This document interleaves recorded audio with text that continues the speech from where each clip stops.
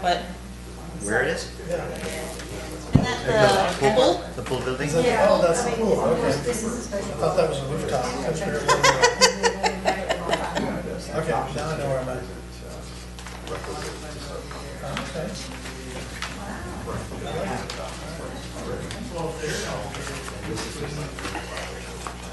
Have you been? Well, look at Devin being an overachiever again. We haven't had a lot of stuff going on. What do you do? I said, look at Devin being an overachiever Oh, again. with this? Yep. Yeah, Okay. this, I think you can think, he'll talk about it, I think you can thank this Parks Board. That's why Helen's here. One of the We've got a reasons. couple projects that have been on my months. This is an appendix you can have. Oh, nice. We're doing wonderful. How are you doing?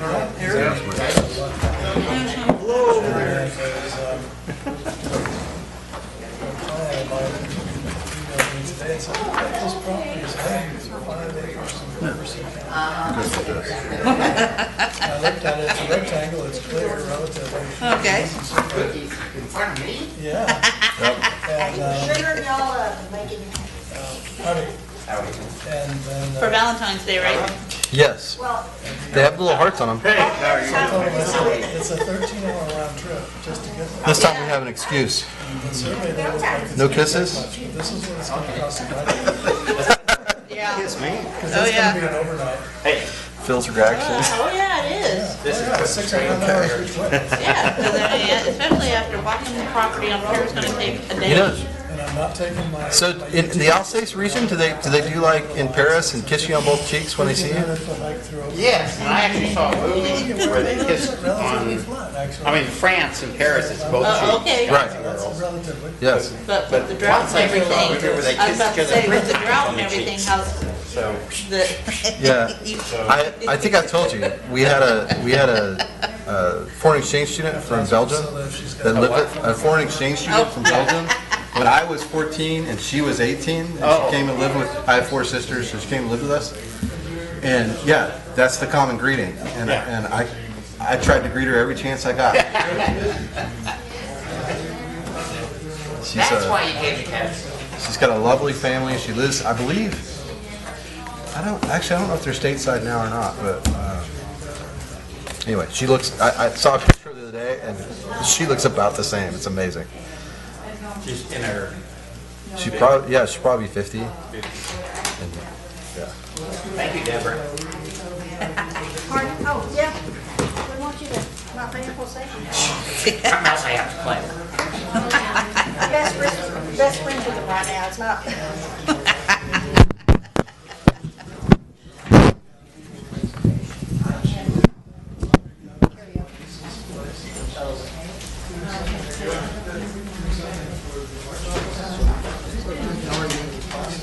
Hello, welcome.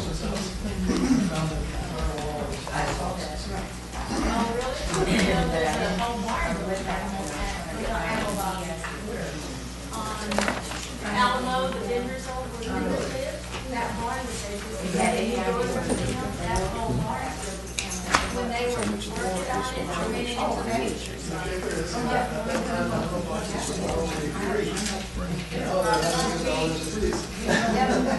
I took some pictures of that. They covered them all up on the side. I know.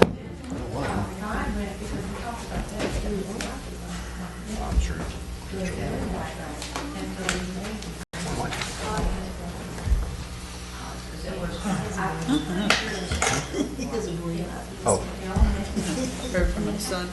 He's like, he goes, yeah, it was really, really cold up here last weekend. I'm like, okay. Yeah, when we breathed through our gaiters, the moisture from our breath, the wind blew it back and it froze on our eyebrows. That was so cool. It's like, yeah, okay, honey. Whatever you like. You say that now, honey. So that's a reflection and indication on both. Yeah, well, he survived the hardest phase. He's out of the in-doc phase. That's basically where they do everything they can to discourage you to make you weak.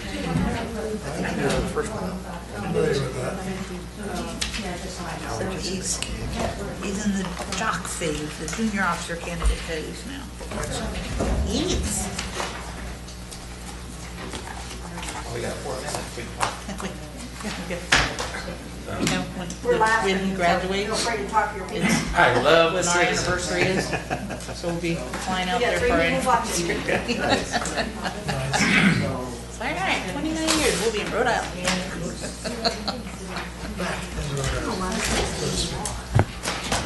Yes.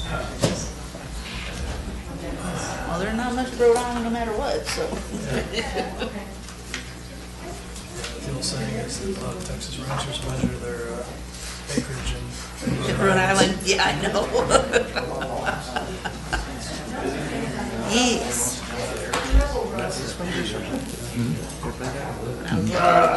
Okay, don't blink, you might miss something in Rhode Island, okay? Before you know it, you're in Massachusetts already. Or you just had this Connecticut. It's like, I don't oh, know where you're about to go with that, but. Okay, I'm probably just didn't get it. One of those places, there's only one place to fly in, Providence.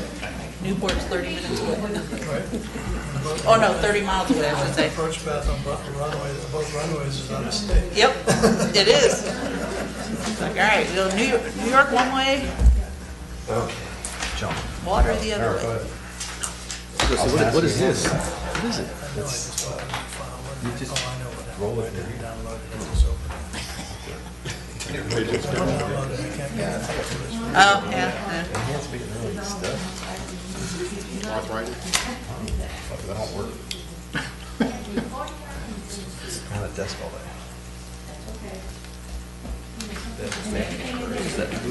Put tortillas in there. Exactly. Tortillas. Just little bitty ones. I saw that.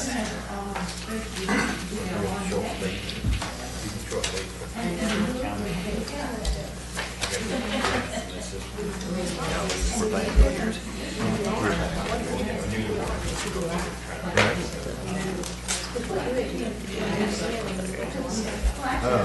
Maybe because it was.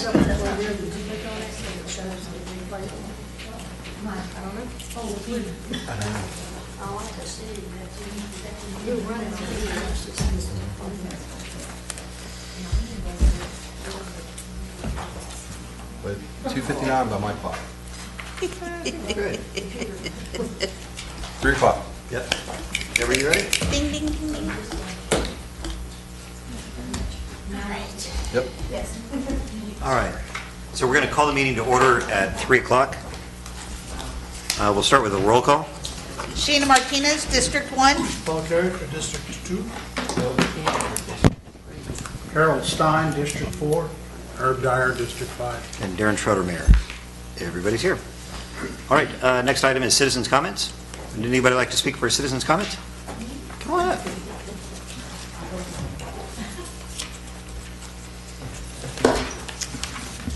Good afternoon. This okay? You can hear me? I'm Helen Delavan, 1105 Lisbon Street. Usually when I come before you, I'm here to ask for something or to complain about something. But today, not so. Today, I have a happy task to do. Today, I and my cohorts there are here to give each of you a gift for your district, and I think Devin's already handed them out to you. Actually, you're getting 2 gifts. The first one is our long-awaited and greatly agonized over City of Castroville Parks, Recreation, and Open Space Master Plan and Budgetary Guide. The second one, and the one I think is even more important, is this, much smaller version. Because everything in here is justified in here. But this should be your Bible, at least we hope it will be. Our hope is that each of you will take the time to become really familiar with these documents, because we really worked hard on them. We especially want you to become familiar with this one and use it beginning today, as a matter of fact, as you discuss the projects to fund or not to fund. Our primary goal when we took on this task was to come up with a plan different from all others. We wanted our plan to be realistic and above all to be really flexible. Just like this is flexible, we want it to be flexible. We were unanimously determined that our plan not be a book of fluff and fantasy, and that would join other previous plans on a shelf somewhere. Is it perfect? No. Are we all totally pleased with the results? No. Are there mistakes? Yes. In fact, I picked up on one this afternoon when I read through it again. Also, there are projects proposed in here that have already been done. Devin's taken care of that. So it's already out of date, but that is totally okay because it's flexible. Devin has already transferred all the data in these tables to a spreadsheet so they can be tracked and continuously updated. So too can the costs because they change all the time. In other words, in addition to being flexible, this document is really alive, and hopefully it will keep the master plan alive. You should not even have to come up with another plan in the next 7 to 10 years because you'll just have to update this one, which will be easy because it's in a ring binder and it can be easily updated, pages put in, pages taken out. And easier still to extend the spreadsheet year after year after year. So this one thing can go on forever. Before I sit down and let you get to work, I do want to publicly thank the mayor, Scott, and Microsoft for the grant that made this project possible. I also want to thank Devin for his leadership, research efforts, and patience with us. And I profusely want to thank Patrick Connor. He is out of town today, but you need to know that without his dedication and tenacity, this project would be an unfinished product. Finally, my thanks to my park cohorts back there, Terry, Kyle, and Priscilla, and then Gary, who's also absent. Their loyalty to the regional park and to Castroville knows no bounds. I'm sure you already know that. Altogether, they are a dream team. So I'm done. I'm done. That's your 3-minute order. Goodbye. I'm done. Enjoy your gifts and use them wisely. Thank you. All right, we got anybody else for citizens' comments? Cotton? Watch out for this guy. He'll make you jump out of airplanes. Don't threaten me with a good time. Hi, everybody. My name is Brian Janusis. I am the manager at Skydive Castroville at the airport. Can you state your address also so we can... We're Commercial Hangar 2. I think it's 10500 Airport Road? Sure. Airport Road at the airport. We're the big commercial hangar there.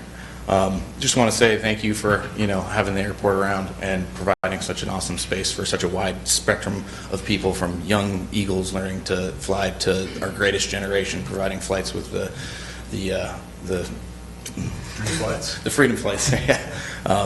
I just want to, as part of the airport community there, express my thanks that you guys are bringing up the fence. It's been such a big source of contention for the tenants there and worry.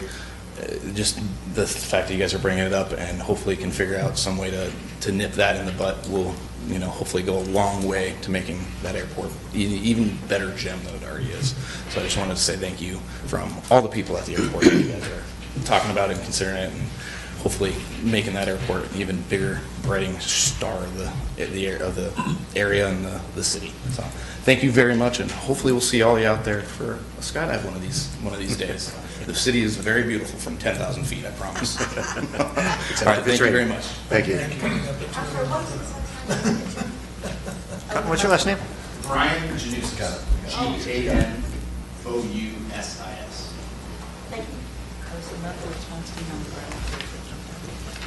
All right, anybody else? Come on up.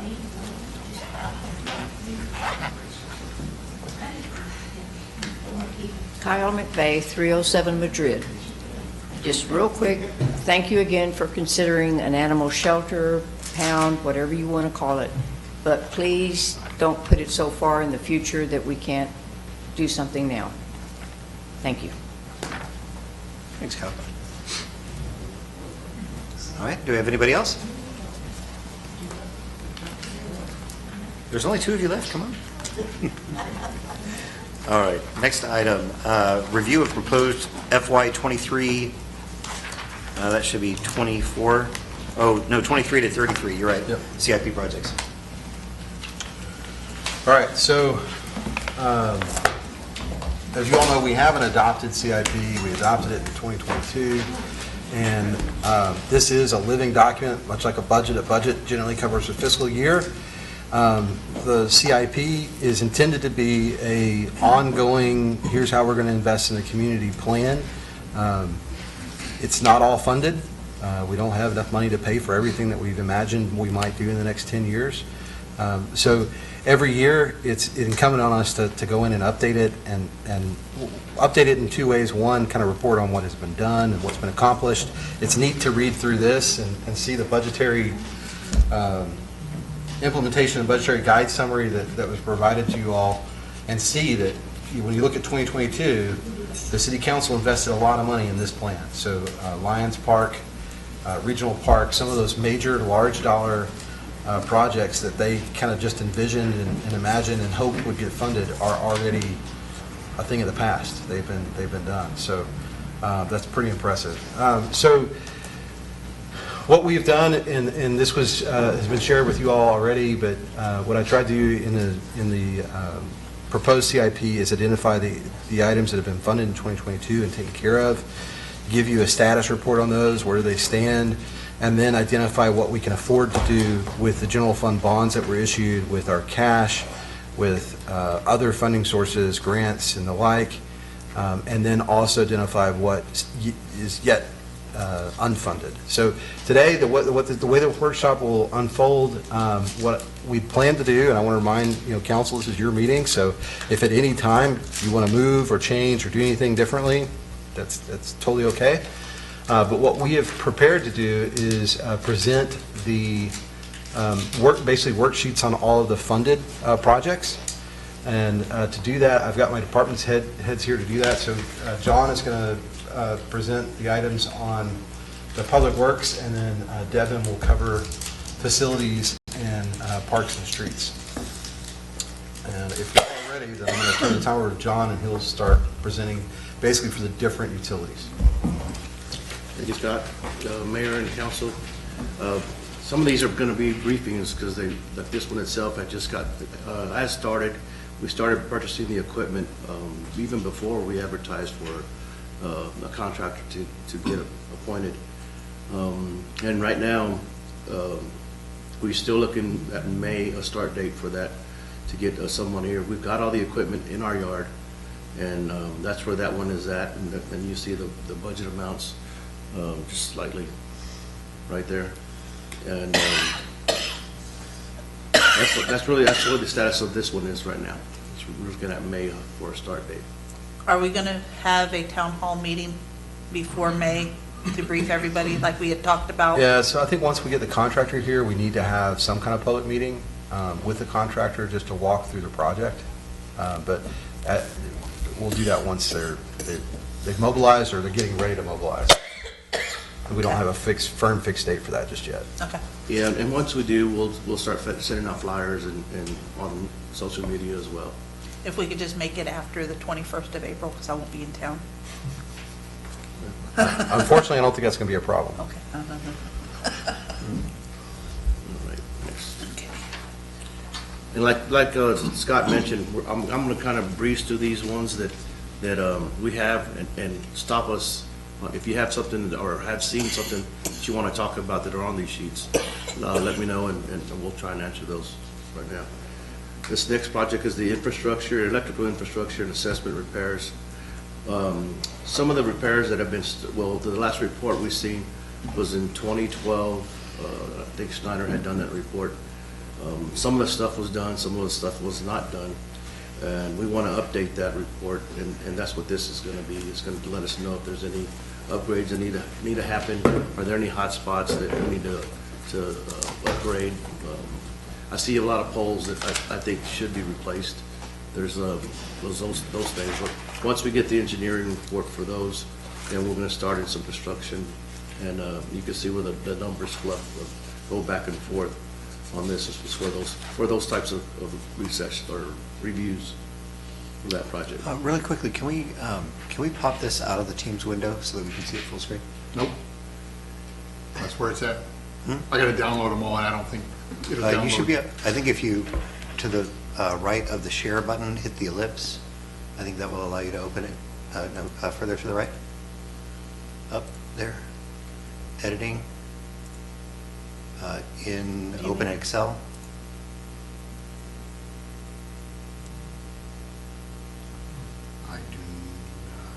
Hey, there There you go. Can you see okay? Do you need lights off or no? This is, it's just easier to see it in a bigger screen. Okay. You may have to walk me through how to switch back and forth when we do the different, The little different slide bar on sections. the bottom right-hand corner, you can blow it up a little. That guy right there. There you go. Bigger's better, How's that? especially for old guys like me trying to read. I'm trying to look up that way so I can see as well for you. You just have to tap, like the tab for the next item, and then at the bottom. You ready for tree removal? Yeah. Okay. Can we go back to the infrastructure assessment real quick? We didn't see, They want to see the numbers. the numbers yet.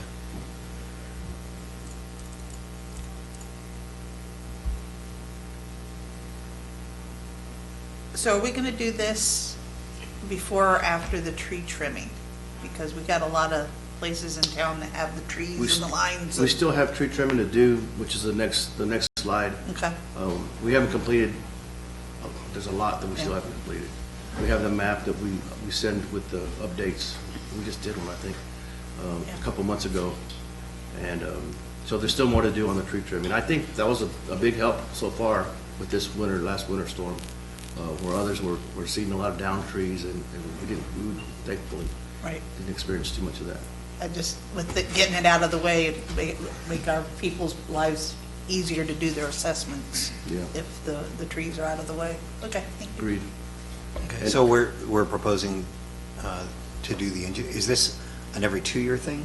Is that what I'm saying? Yeah, well, the big one is the next year, the 2023 is 80,000, and then after that, it's gonna see what, the next number is not really known, so it's 80,000 for what we assume we can do. We'll probably use that as a not to exceed, and then have a follow-up the following year. Gotcha. And that'll be determined by the engineering that's done Yeah. this year? Okay. And then project funding? This is all cash funded out of the general fund, or out of the utility fund. All right. Cool, thanks. Do you want to tell them the green versus? Oh, yeah. And that's what we have on the color coded. Yeah, at the bottom of the screen, we have funded is green color, and then that I guess light yellow is a cash, and then the red is the unfunded. If there's something on these lists, and y'all feel that we should move them over, that's definitely something we could discuss and move them over if they're important. Next slide is a tree. Yeah. This is one that's, like I said, was ongoing, and we're looking at a future bond for some of this. That's what we have it labeled, but like I mentioned earlier, that a lot of the trees that were trimmed, I know we had a lot of pushback in some of the communities or some of the districts, and it would help us too if we can get some of y'all support out with some of them as well, because some of the homeowners, we go out, we've been out quite a few times ourselves, and they'll stop the contractors, and then that's contractors having to say, well, not this tree, well, not this branch, okay, you can trim that one, and he's having to, instead of just going in and cutting it, to make up for what we haven't done in a long time. It's catching up, we're really catching up, so it doesn't look pretty, but for us, like I mentioned, it helped us in the winter storm events. Well, anecdotally, a story was shared with me the other day when we were going through these, that we've allocated $80,000. That $80,000, we want to go as far as we can with it. We're using outside labor, they charge us by the hour. One of our lovely residents was very concerned that, and we believe unjustifiably, that after we took out half the tree, that would leave that other half, and he's worried it was going to fall on his house, so he wanted the entire tree taken down. So they took the entire tree down. It took 3 days.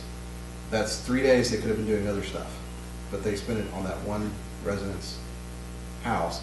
And I don't know if you figured out how much that cost.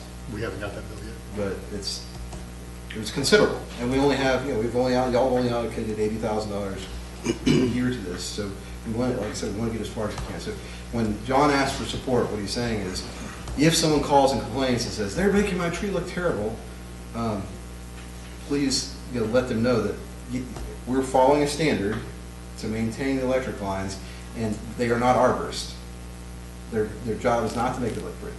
If they want to make it look pretty, they can call an arborist, and an arborist can come out and cut. But what we're trying to do is just protect the electric lines to ensure that we don't have power outages. So, Do we have anything in an ordinance that would give us more of a leg to stand on from when our people, when our contractor or whoever comes through? But we have easements, so that's the issue is, I mean, we have the right to do what we're doing legally. That's not an issue. And it really is just about appeasing people and making them happy. And we know that that's the main drive. We like to make people happy, but especially when there's tree trimming, we've dealt with a lot of incidents where people will, the tree trimmer will stop their work and sit there for an hour and a half or 2 hours while they're waiting to get word from either John or the homeowner. The homeowner's calling me, I'm going to sue you, stop, that kind of thing, and it's very disruptive. We haven't made nearly as much progress as we could have otherwise. We may want to put like in the newsletter, did you know the city has easement, and when they're trimming that way, because a lot of people may not realize. That's an excellent suggestion. So we've been doing that. I know we shared out that we were doing it. We've done the informational campaign, and because we use Medina Electric Co-op, their standard is the National Electric Code standard for clearance. So they have an actual website that we posted on our website, and they have a depiction of what is required. It's a 10-foot radius, so 20-foot, in all directions. And we've shared that with as many citizens as are asking for it. And we're trying to continually push that information out when we do. We're going to be working from, let's just say, Houston to Algiers. Yeah. When we put that out to those residents via door hangers, we try and push that additional information out to for knowledge base. No, the newsletter wouldn't hurt either. Absolutely. Because it goes out with all the utility bills. We could do that. And I don't know that it would be a terrible idea to put together a standard so that, spending 3 days on one tree, that is thousands of dollars, and that is taking away from everybody else. I think that if we have our standards around what that is, a policy that we can point to, just to say this is what we will do, and the informational campaign saying, if you want to avoid this in the future, or even getting it out now, because we've still got a fair amount of trees left to do, put out something that says, we are coming through, if you'd like to get your arborist to take care of the trees, great.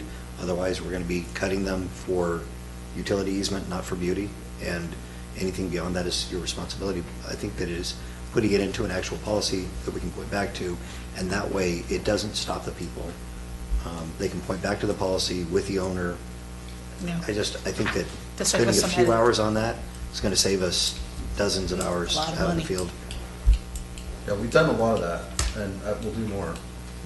I think what we want to make sure is that there's the political support that when someone complains, because we know they will, that you all have the understanding and the ability to say, no, this is our policy, so we're doing. So I'll bring that back to you all. I think that would be good. Bring it back, and we'll take a look at it, and that way we can point to it, and And inundate them with all the information possible every way, because, some people may not have internet, so they may not look at the website or even think about looking at the website where the newsletter goes out with everybody's utility bill. Yep. Nope. Okay, and so I'm going to move on past the country village improvements, because it's not slated for the next year or the following. It's further down the line on our 10-year plan.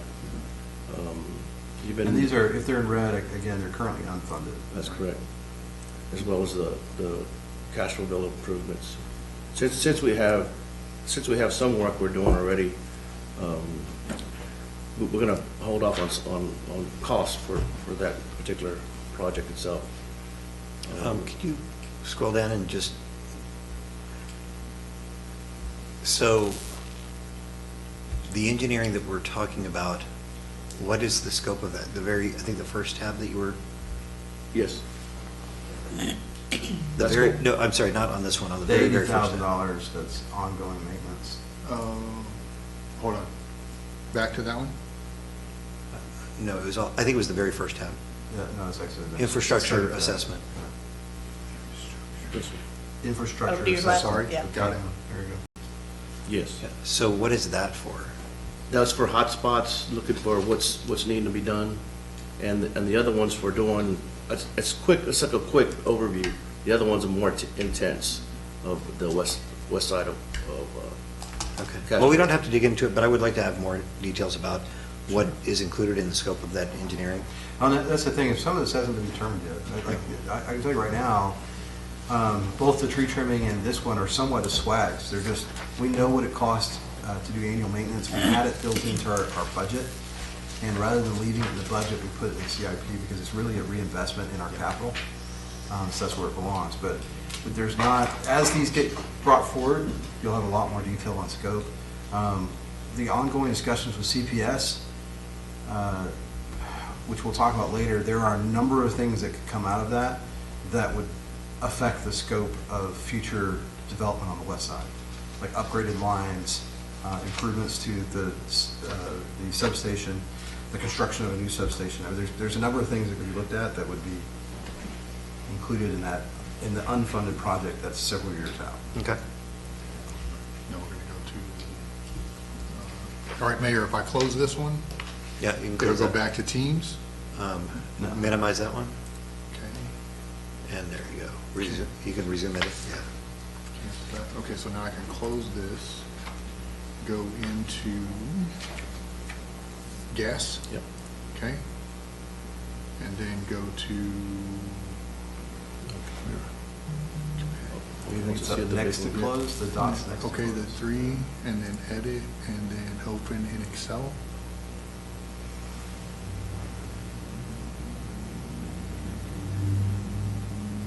All done, you can close this file. So did it open? There it is. Okay. All right. Okay. I can learn. I can learn. And as you know, we're kind of in discussions with CPS right now on our gas systems.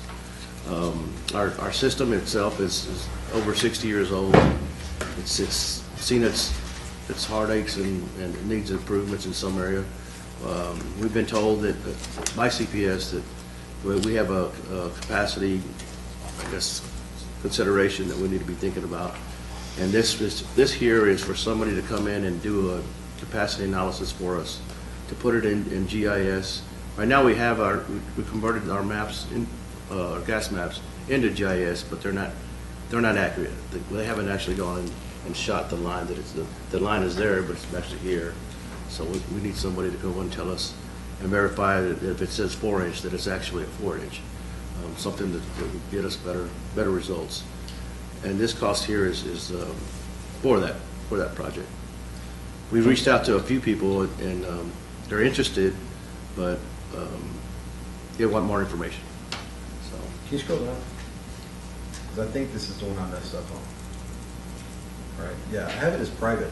I don't know what I was thinking, because I honestly don't know why I thought at one point that this would be private funded.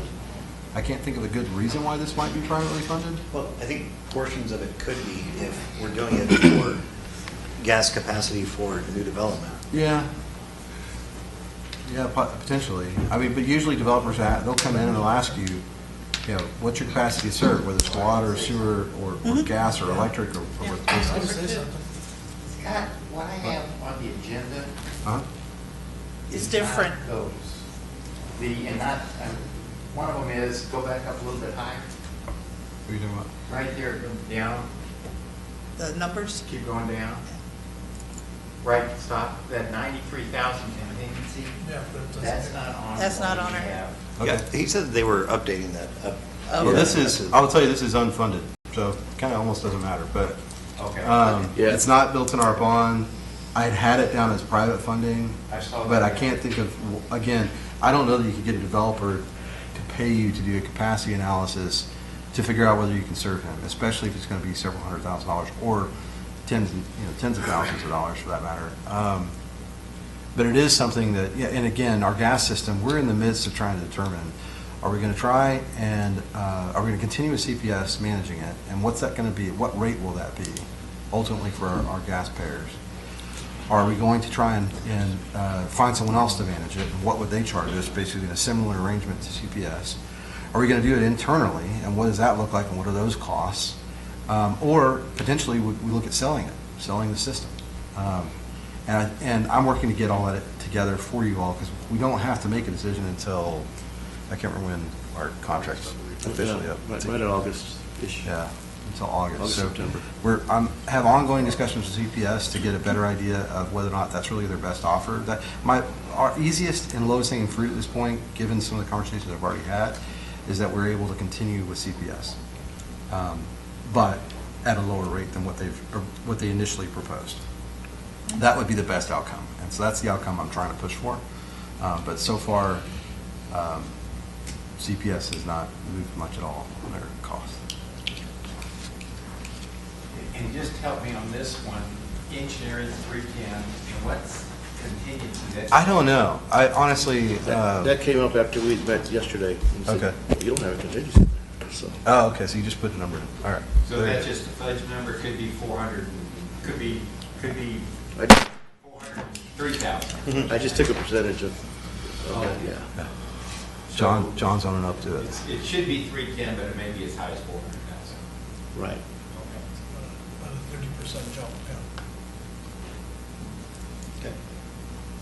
And this is just a but. Yeah, these are, this is a placeholder once we find out from the capacity analysis if we're gonna need some line replacement. And along those lines that Scott was talking about, there's a DIMP program, DIMP, where in 2027, they're going to, help me on this, David, because we just met on this today. We're gonna have to have any kind of old PVC pipe or steel pipe replaced with new PVC pipe. If it's uncoated. Yeah, the Railroad Commission has issued, I guess, a standard that we're going to have to update.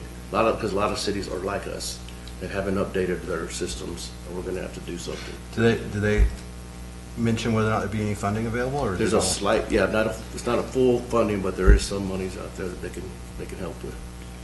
But That's my big concern is we have a 60-year-old system, and we really don't know the first thing about it. And what's the vast majority of our system made up of, PVC or Steel. steel? And some poly, which is unused. Again, they want coated pipe and hard risers is what the gentleman this morning told us. So anybody that gets their gas from our lines would have to switch over, or just within the city limits? We would need, as a distribution system, think about it this way, we own the gas system, we own all the gas lines, and that's our distribution system. We have to upgrade the entire thing. So including people that live outside the city limits? That- Anybody we provide gas Okay. to. I Because don't know that we got a have- lot of people that come into the store and they're constantly buying steel and galvanized and everything to fix their problems. Right. So, okay. I don't know if they're subject to the Railroad Commission. Yeah. I think the Railroad Commission has oversight over municipalities. Okay. Up to the meter. Yeah, commercial, people who are Okay. selling to other Okay. people. Okay, all right, Yeah. that's my answer right there, okay, Yeah. thank you.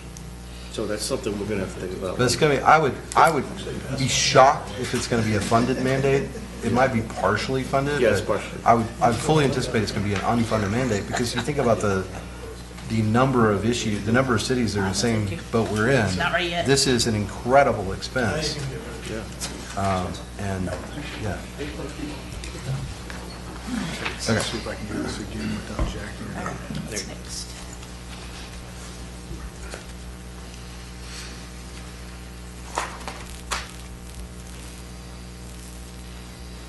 Wastewater.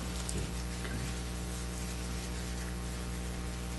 Probably known I could do that in the beginning, I would have had it ready. What's the life expectancy with steel pipe in the ground for gas? Do we know? I don't know. Well, I mean, 50 years is a good rule of thumb. It really depends on it depends on the community. So we have a lot of shifting soils in some parts of our community, and that plays a role. Right. Right. So it kind of varies, but I'm a little, this is the type of thing that keeps me up at night. These are the kind of things that, these news things that come in about neighborhoods. Well, yeah, Dallas, while I was there, was it Atmos Energy? Yeah. They, Atmos is the big supplier in the DFW area, and they had several lines in Dallas exploded. A couple of houses went up. Might have killed one or two people. It's up to 30 years. Yeah, Yeah, and we're at 60. 30 years? Well, if Yeah. you go up to 75, if it's black, traditional black steel pipe. yep. Yeah. So who knows what? Yeah, it says flexible gas lines, corrugated stainless steel tubing, or CSST, usually last up to 30 years, whereas black pipe lasts up to 75 years. Well, shouldn't worry, we had another 15. This project is a TCQ, the ponds. Yes. Many of you all here have heard this project on numerous occasions. Mike Versailles has helped us with this, and right now it's still with TCQ waiting on feedback from them whether we're able to do what we want to do as far as decommissioning some of them ponds and making the dams no longer dams and so forth. So Can you this scroll is down? so this is still pending. We're not going to remove those tree limbs because it's still fluffing off even as we speak. It's not doing what they thought we could do to it. So like I said, this is just a brief on a lot of these because you guys have seen this list before.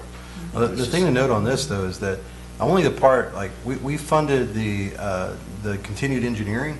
We do not have the $3.7 million to redo these ponds.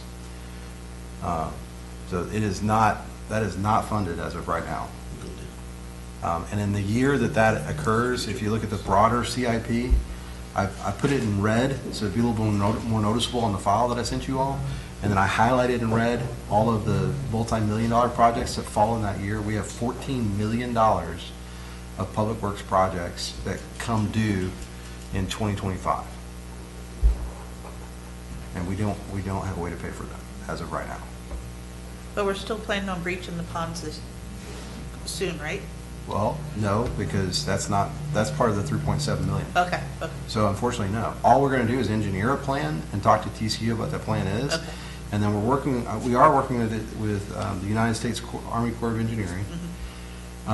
They are not able to help us with the dam project directly. They can help with the wetlands project afterwards. But there is not, right now anyway, I've not identified a grant source or other funding that would actually do the remediation, the emptying of the $3 million project. So that we're going to have to figure out how we're going to fund that. And we'll talk, when they get done, I'll show you the total CIP and kind of where we're looking at in the outer years and what might have to get shifted around or how that might play out. So we're still putting water in those tanks? Yes. Ponds. Yes and no. So the ponds are still there. They still have water in them. We put water in them infrequently because we have got permission to TCQ to put water into the river or into that stream, that outfall. We aren't doing that either because we want to make sure that we've got good levels. So right now there's water going in the ponds, but very shortly there probably won't be. We'll probably divert 90% or as much as we can into the stream. Into the river. Councilman Dyer, question. I think, I get concerned when you say we've got $13 million and no way to pay for it. I don't think we should be lumping that many programs together and saying we have no way to pay for it. I think we should, the whole purpose of the CIP is to time phase things. So we should take the decisions as early as we can and assign the priority to the most important project and make it number one and then push all the other ones out. Right. I don't like the idea that we just lump them all together and leave them there. Well, we didn't. We prioritized. So you prioritized the electric project for Rebuff. That was the number one project when I got here, and that got funded. Okay. Then we prioritized the Lafayette. well Lafayette, and then the smart meter program that got funded. So we've been funding things on a priority basis, and like I said, I don't want to cause undue concern at this stage because these are in outer years, and they're outer years because they aren't super high priority. Now, one of the reasons that 2025 and 2024, I believe, which are they're unfunded because we haven't issued debt yet. We've only issued debt for 2022, and now tonight you'll issue debt for 2023. So the original plan with utilities was to issue debt every year for 6 years, for a total debt issuance of about $36 million. I don't know at this stage, because of the developments in housing and that slowdown, whether or not we're going to be able to issue in the same amount, in the same pace, because at the same time, there's also been increases in the cost of debt issued, so we can't borrow quite as much as we thought we were going to be able to. So this is all stuff we're working on, but I'm not super concerned about it. We're just going to, I'm letting you know, as you look at the CIP, there's going to be things that are going to have to shift. And that's why I made it really clear in what was sent to you, what's unfunded. Because if it's unfunded, one, it's unfunded, and two, as you look at those totals, there's going to be shifting. Priority-based shifting of projects. But one of the big ones is the elevated water tower. That is also unfunded right now. And I've got to talk with our financial advisor about if that project ends up having to happen in order to feed Alsatian Oaks and some of these others, if they start to pick up and they need that water tower, exactly how we're going to fund that. Because the city's going to have to pick up, at this stage, we're picking up 40% of that cost. Now, we'll recoup that in the long term, but in the short term, we got to figure out a way to pay for it. So, fun stuff. Yep. The next is the bed and banks. Oops. It's acting up again. Just leave it on play for a second. Okay. All right, that concludes the presentation. Give it a second, we'll play back in. Do like we used to do on the TVs, you know, hit it. Smack it if you. On the Nintendo, yeah. I still do. I think it's just getting warm, like it's pretty hot. That was when you had to make And you had the the pliers. The tubes make good contact again. And then, yeah, the rabbit ears, and then the pliers when the knob breaks off.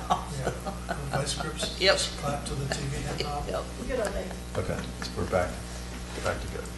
Taking turns in the city, changing channel. We applied for this permit about a year and a half ago, approximately a year and a half ago. And so far, we've gotten back that tentatively, we're scheduled to get approval. They said earlier this year. I'm not sure what early is here. That's what they said early this year. We're already in early this year, but yeah. So I just left a little bit of money in there just in case there's any kind of administration costs from us or from anyone else.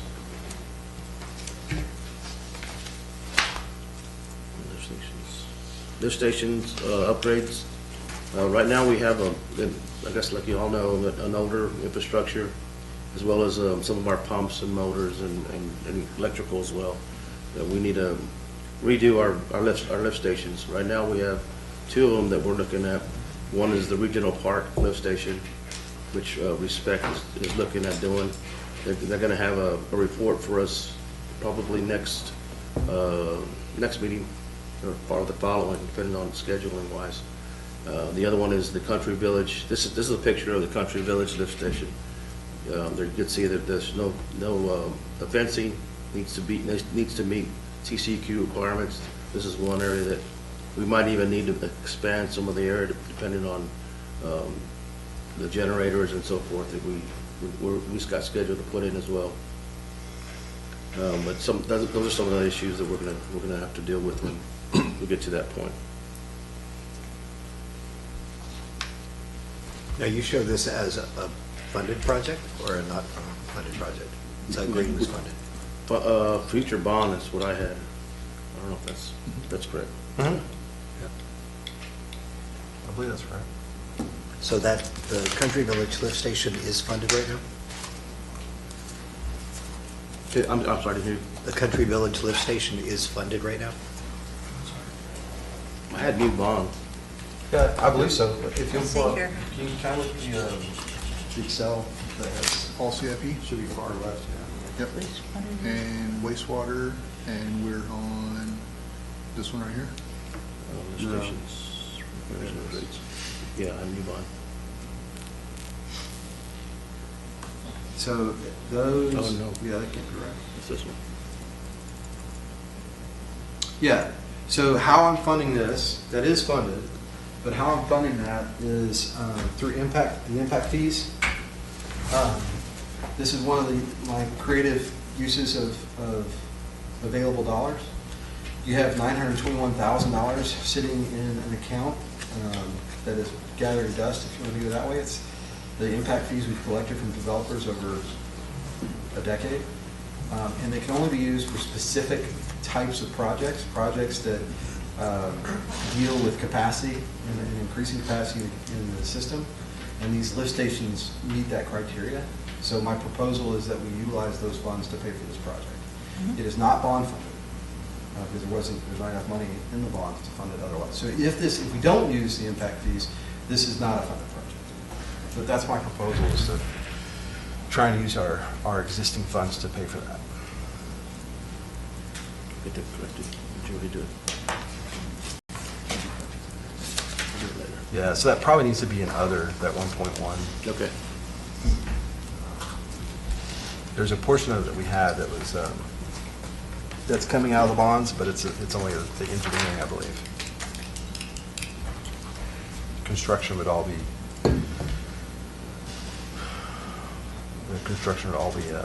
impact fees.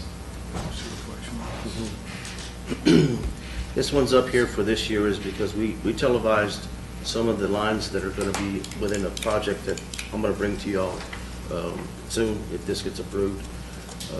And that's to do some sewer work here on San Jacinto, Fiorella, and Alamo. So I'll be bringing that. That's where that number came from.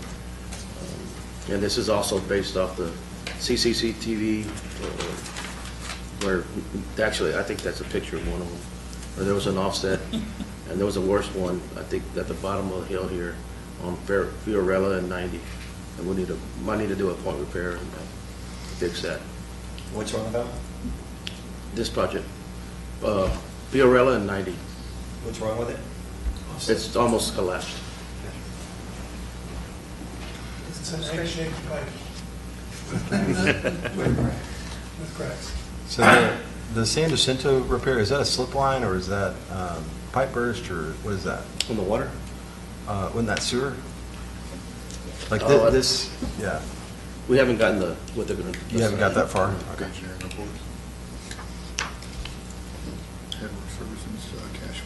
Okay. And the Headworks project is, right now we don't have any means to clean the Headworks. We've obviously been operating the plant, the new plant. I still call it a new plant, but it's been operating for 4 more years. And there's still some stuff inside that we need to get to, clean the brushes, typical maintenance. But the $67,000 is to help, get somebody here to help us clean that out. And then we're thinking once somebody comes in, we can learn how to do it. So, because right now, our guys don't know how to take everything apart, get it cleaned, and then do the cleaning. Hopefully, at this cost, we assume it'd be more than enough for us to learn and do it ourselves at some point. This is part of, some of these smaller items, they aren't large capital projects. You think of them more as, not annual maintenance, but routine maintenance on either the water plant or the wastewater plant. That's the way we're. On that, are they required to be certified or anything like that to do the annual cleaning? I don't know. I don't know. They have to have TCEQ licenses or anything? I mean, they have the TCEQ, so that's all they need. Okay. Licenses. I didn't know if that could be like an incentive we could put towards employees. Oh, yeah. Yeah, they're already pursuing their TCEQ licenses, and we already pay them to do that. You know, it's in reverse order. A D is the lowest one you get, and then a C, and then a B, and then an A. Right. And Daniel, who's at our plant, does he have double A's? Single. What? He's a single A. Single A. He's an A, and is it just A? I mean, does he have a water license as well? He does. He's a B. he's an A wastewater, B water. Yeah, which is, it's phenomenal. For a city of this size to have a guy that's running your sewer system, just his predecessor did not have, I think he was a double C. So the fact that we've got Daniel with an A, AB is, that's, And JJ. there are a lot of, I can just tell you, there's a lot of cities that'd be envious to have an employee that have their double A or AB. Yeah, and JJ's a double A as well, yeah. Yeah, So 'cause we've he got just- some really, Because he just did his testing and everything. yeah, we really do have some fantastic employees. Stellar employees. Yeah, and I don't know if you all have heard that our wastewater treatment plant has gotten hit, where they're breaking in, messing up, stealing some of our stuff. And these cameras are just another, I guess, hopefully be a deterrent, or at least capture some video where we can find whoever these people are. They took the little 4Runner we had at one time, and we found it in their front yard, and they said, oh, we didn't do it. So, I don't know. But we're trying to get we have this on the placeholder to get that, and it's. And we just have this cash for that. $15,000? Yes, ma'am. So we've done some creative funding last year as well. Right. We went with concertina wire, loop in the system, working really heavily with Devin, and he got us a pretty good camera system up there for the building itself. We went with a fiber optic upgrade so we can get some better transmission quality. The gates were installed, all the doors were reworked, rebolted, and the locks were, I would say, re-engineered. When they were installed, ground shifting, things had to be moved to get them where they're at. Working with Devin and his crew, they're going to be using that building up top. So between the two funding sources with us, what we're looking at, these cameras are something kind of like what I got at the airport. It's a full-blown emergency mobile camera. It's got its own internet source, its own storage data source, and its own remote in source. And they're about $7,000 a piece. What this would do is allow phones to be pinged. We could move it in areas that we thought were going to be hotspots. We're hoping that the initial deterrence that we've done, again, with the concertina wire and the other stuff that we've got in place with Devin's crew being up there more frequently and the cameras, that we may not have to go this drastic. But it's to get something more tangible for the police department to be able to pursue criminal action. So with this a little, why are we going to wait till 2025 when we know we're being hit? Why don't we bump it up to the cash now? I don't know, can you scroll down and see what the timing was? 2025, 15,000. Yeah. I'm just asking, if we're having such a problem right now, Yeah. It's not that big a bite. it's not that big of a, I mean, I don't know what the rest of y'all think, When but was the last time you guys got hit? October. Couple months ago, We yeah. got hit three times in 1 month. And that's when the initial gas spike hit. They came in, siphoned all of our backhoes, our mules, what trucks they could get into. They tried to get into the doors of the plant itself. Luckily, Daniel had barred them from the inside. We went with that step. The very next step was the gates. Jaggy was still working on our gates when that happened. Then they went in, the concertina wire became an idea because they jumped over and got our ladder, took our ladder, spread the barbed wire apart, put the ladder across it, and then they were able to move in between. So we wrapped the whole thing with single strand razor wire in compliance with TCEQ, some of the recommendations that they had from us. And then working with Devin, now that that new building is up there, better security up top, better gates, 2 more areas for internet camera availability. But we were hit three times in 1 month, and with Daniel's assistance with the old animal control officer, we got some game cameras, and they were able to identify one of the individuals and talk to them directly. So we do have, one of the things we'll talk about if we get there, if we don't run out of time, we're going to talk about cash and how much we have. And yeah, I can't remember what the utility funds amount is, but they won't, yes, they can move it forward. There's not a problem with that. yeah, because with it being such a problem. Yeah, how much did it cost us last year In damages, or what we invested? in damages? Damages. In damages, we probably had $3,000. That adds up pretty quickly. Yeah, the real concern, well, anyway, the real concern is just people tampering. I mean, it's The main concern is some of them big it's a red public health buttons. issue. You Yeah. press some of them big red buttons, it shuts that plant down, and if that plant shuts down, Yeah. it's no good. Public Then health then issue. it costs even more. Yes, ma'am. Yeah. Okay, thank you. The rest are unfunded. Okay. I don't know if you want to hit them, but. Well, he was mentioning the rest are unfunded, so unless y'all wanted to talk about something, we'll move to the next. Let's just run through what they are. All right. I mean, just really high level, I don't want to. Just trying to give Devin a little time. So you got the wastewater treatment plant improvements. I'll just leave the description up there. And if you want additional, I'll hit the next one for you. This one's fine. Like I said, I think it's just a high-level overview so we understand. Absolutely. And we These can were make some it- of the things that were not included in the treatment plant upgrade when we did that. We had to, I'm hearing that we had to come back to council to try and reduce some of the costs. And these are some of the items that were taken off back then, but that are still needed. 8, Yeah. 10 years ago? Yeah. Well, a big cost of that is the equalization basin. You see that's 2 million of the 2.7. Yeah. And in talking to RESPEC, that's not something that we need to do immediately anyway. So they're recommending, I can't remember, 5 years out? Yeah, 5, 6 years out. Yeah, so this is not something that, the other items, we may kind of parcel this out and try to find ways to fund some of those other items sooner, but the equalization basin specifically is something that we don't need or want to do any sooner than about 5 years from now. What was the basin that Respect was telling us about that you equalized? That was it. Yeah, that's it? that. Yeah, that's But it. they say That's it with the, having problems running the plant because we were keeping captive, right? Not any longer, no. well, there's two things. The lift station improvements that the lift station improvements that we're currently doing, when we talked to them about prioritization, which projects should we do first? And I forgot we have someone in the room. So they said, look, if you do these lift station improvements, you really don't need to do the equalization basin right away. That'll help fix a big part of the issue.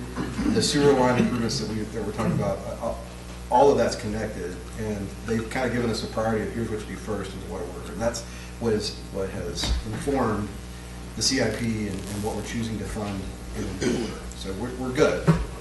I can have RESPEC give you a much more in-depth explanation, but that's what we've done. Well, I remember when you all gave a presentation at that time, that's one of the first. We are excited because I think what it does, long term, the exciting thing about that is that equalization basin will prevent the need to build a new plant, not indefinitely, but for all the projected growth that we have right now, in all the areas that we have, we should actually still be okay with this plant. We really won't need to start building a new one until there's a real issue with gravity or having to build a whole new line, and that's. But in the interest of time, I think we should just literally briefly go through, this is what it is, this is why we're waiting, and then we can go into more of the strategic planning for the things that are definitely down the road, unless there's anything that you feel needs to be looked at for bringing up. The east side sewer main, that's still needed to happen. As he mentioned, once we start getting more flows on the east side of town, they're all going to end up going to this lift station. And there's some areas that we need to fix.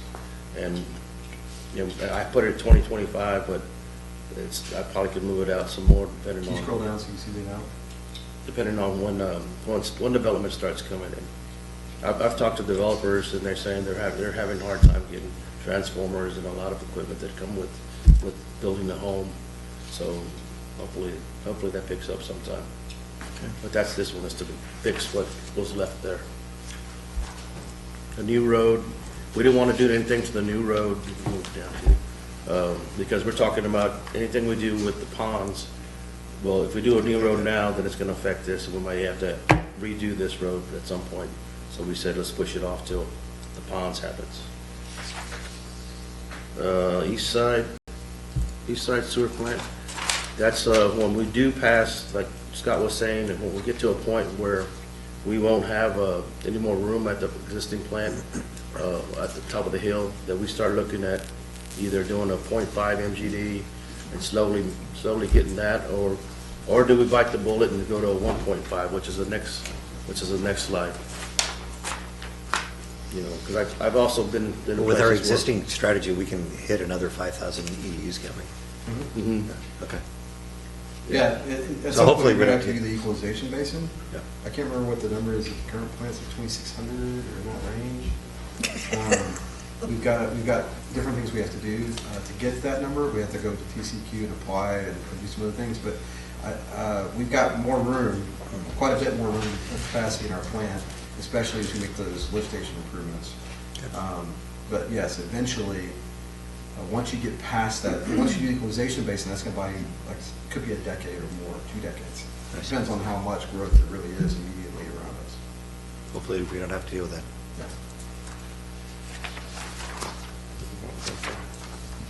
And this clarifier is something that we still have in place. It wasn't decommissioned. We use this for maintenance when we ever have to switch over flow to do maintenance on our other tracks. We use it, but it needs help. There's some cracks and it needs a new catwalk. It's not safe to get on there now. How much is that? That we have down at 1.9 for full build out, or full rehab. But that could be that was in last year's numbers. I didn't touch it this year.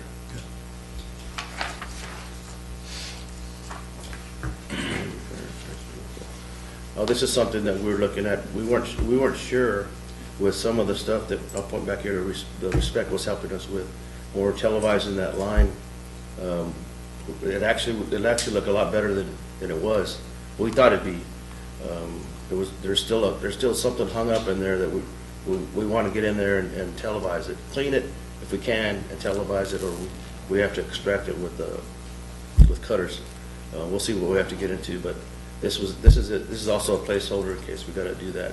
It may not even be this long, so that cost could possibly be half. So that would be a line replacement all the way down from the lift station to Constantinople? Right. That they just put in like 4 years ago? No, this is the old line. Yeah, this is not the airport line, this is the one that's been Yep. there for decades. Yeah, the airport line is Forest Main all the way to the lift station, or all the way to the. This is the clay pipeline? Yes, sir. Oh, this is the one that comes up from like Algiers? Well, it's in your backyard. Yeah, well, they're both in my backyard, I thought. Yeah. All right, next. So that's the gravity fed that comes from like Algiers? Yes. Okay. This one has manholes instead of pressure release valves. That's good. Pressure release valves. You don't want that one. Yard We have two more to go through, guys. We have the water and then admin.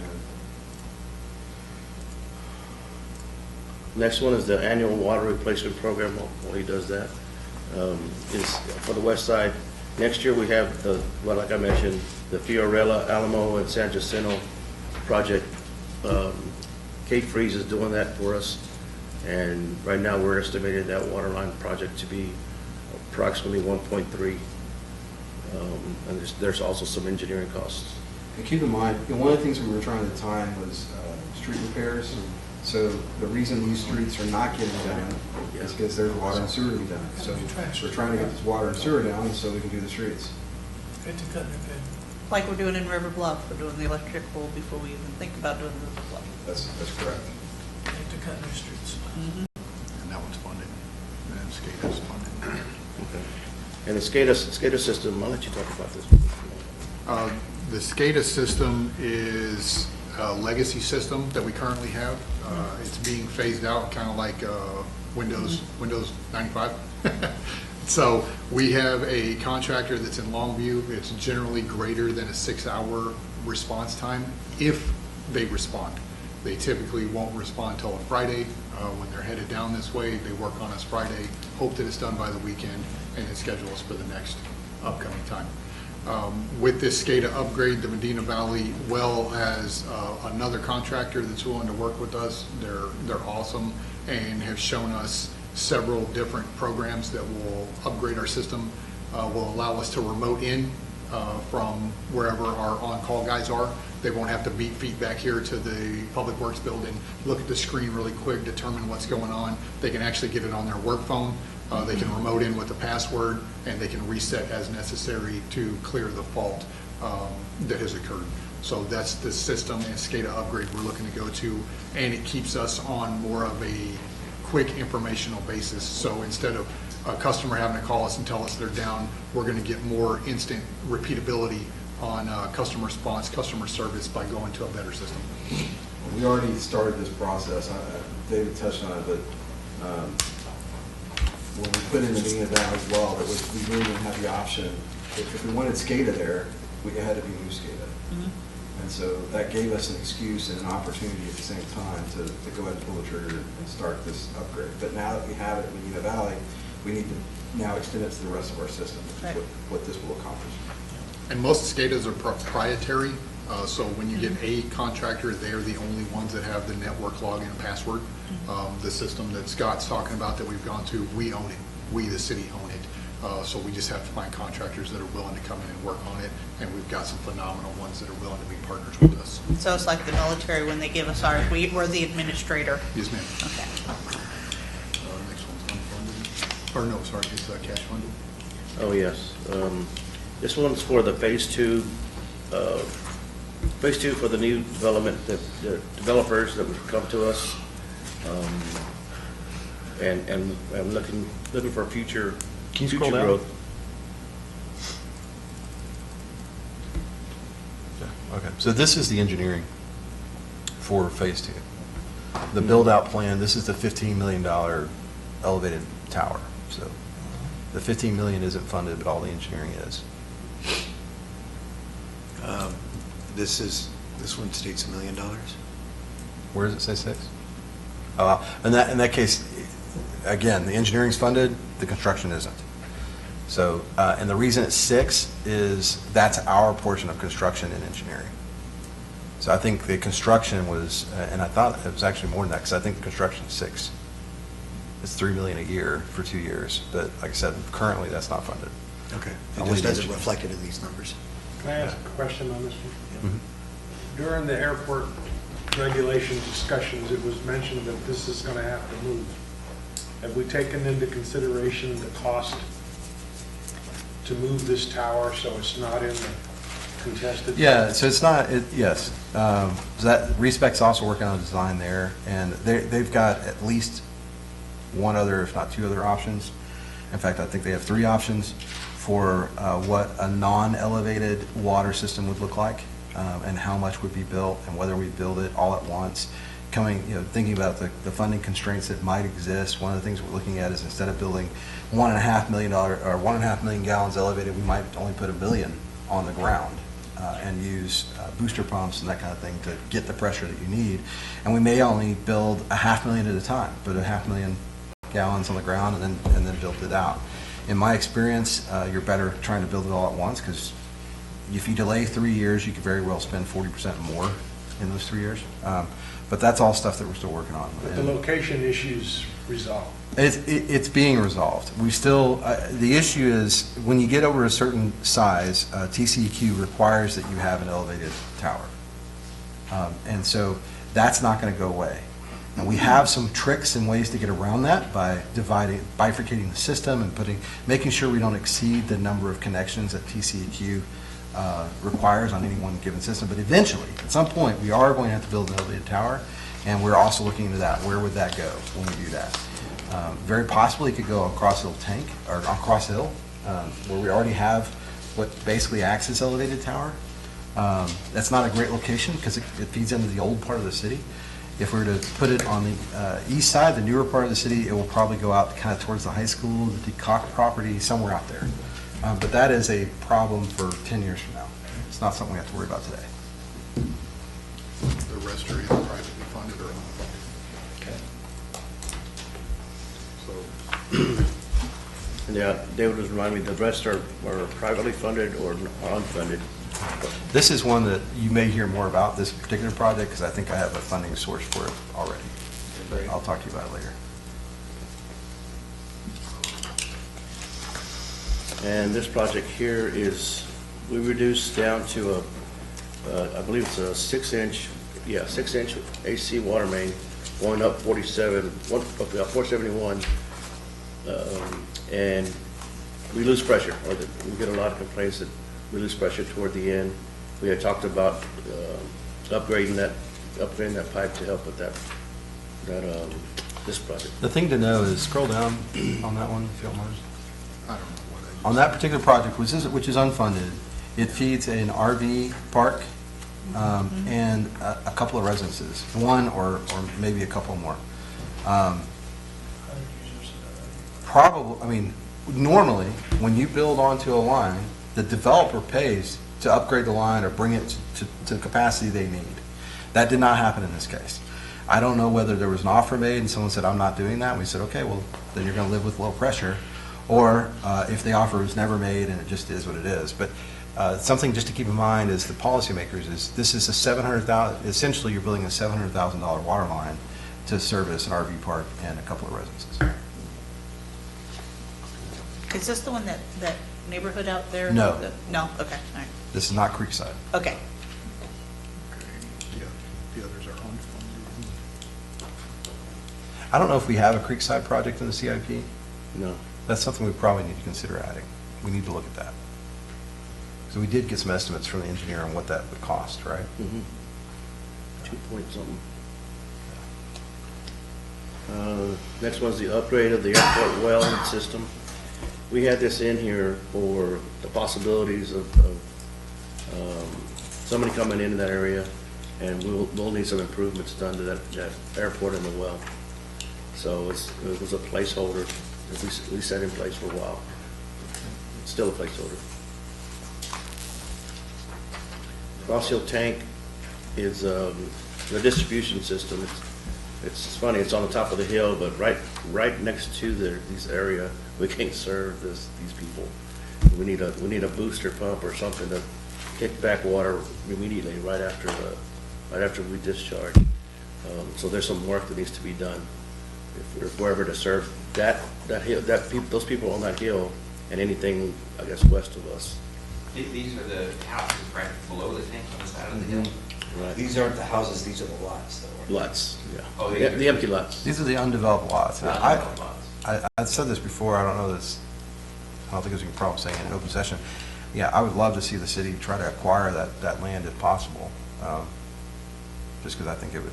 Preserve it. Yeah, you have mixed feelings. It'd be a great view for a nice house. You get some really nice houses built up there, but it also could be the last opportunity to preserve what is one of the views that has existed for this valley forever, right?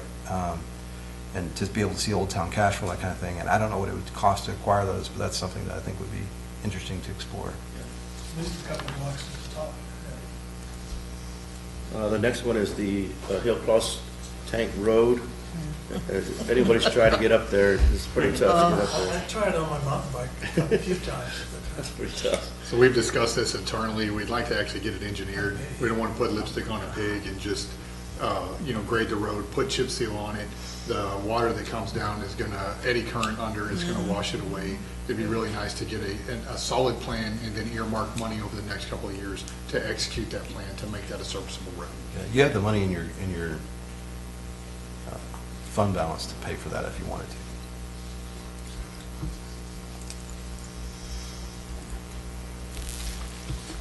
Oh, yes, this is the well one replacement. Of course, some of the things that we talked about was water, and if we ever need this well one replaced, this is also a placeholder for that.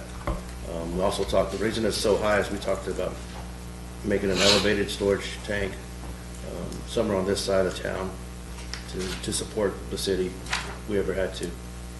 So the 10 million, I was looking at that number, Yeah. but that's assuming it'd be an elevated tank. Yes, correct. Take it back and go buy the old one that took me out. That's where that used to be, was at the current public works. Yeah, I saw a whole picture the other day. That's pretty cool looking too. Yeah. Oh, yeah, we got some dead ends off this Vienna, Berlin, and Washington streets, so we have this in here to loop that project so that we can have that system where we can turn it off, turn it on, and be able to work it sometime. Also currently not funded. Yeah. And none of these last few that we talked about are funded. Medina River Crossing, there's a small diameter main running through, I guess Gentiles to feeds.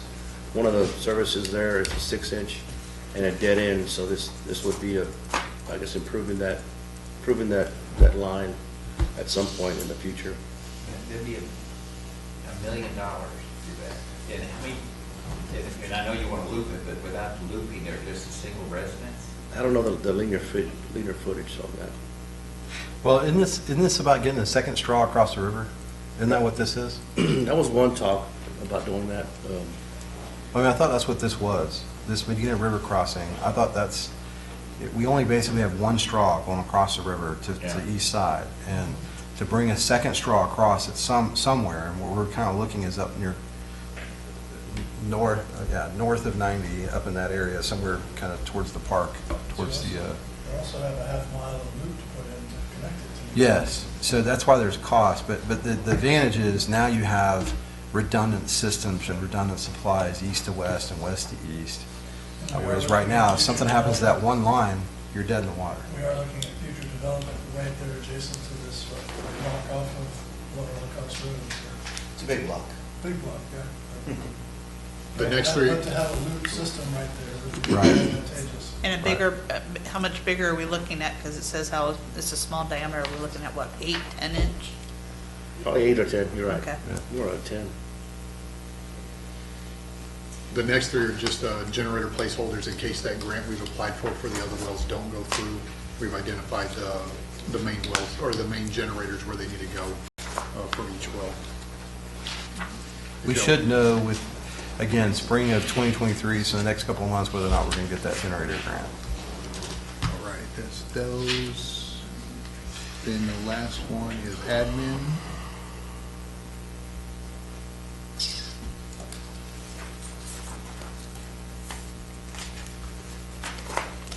We did not bet, but if we had, I would have lost.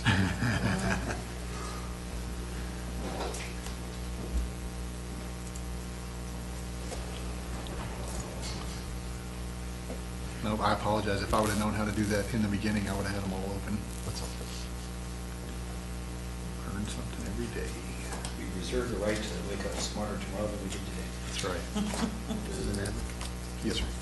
Master plan. Okay. This is the water master plan where we had Respect look into doing our overall system, and I think Jacob, he's still here. He was a big help in putting this together, talking about our existing facilities and the future demands that we might have. This is where you're going to see stuff like, well, when do we have to build out a new sewer plant? And, you know, where do we put an elevated tower? And, you know, some of those things that we've been thinking about and working on for the last 6 months. That's fine. But this is, it's complete, it just hadn't been delivered to you. We just got it last week. Last week, yeah. So we'll probably have that for presentation either at the second meeting in February. We'll just see how long that meeting is and whether we want to put it on there or put it at the first meeting in March.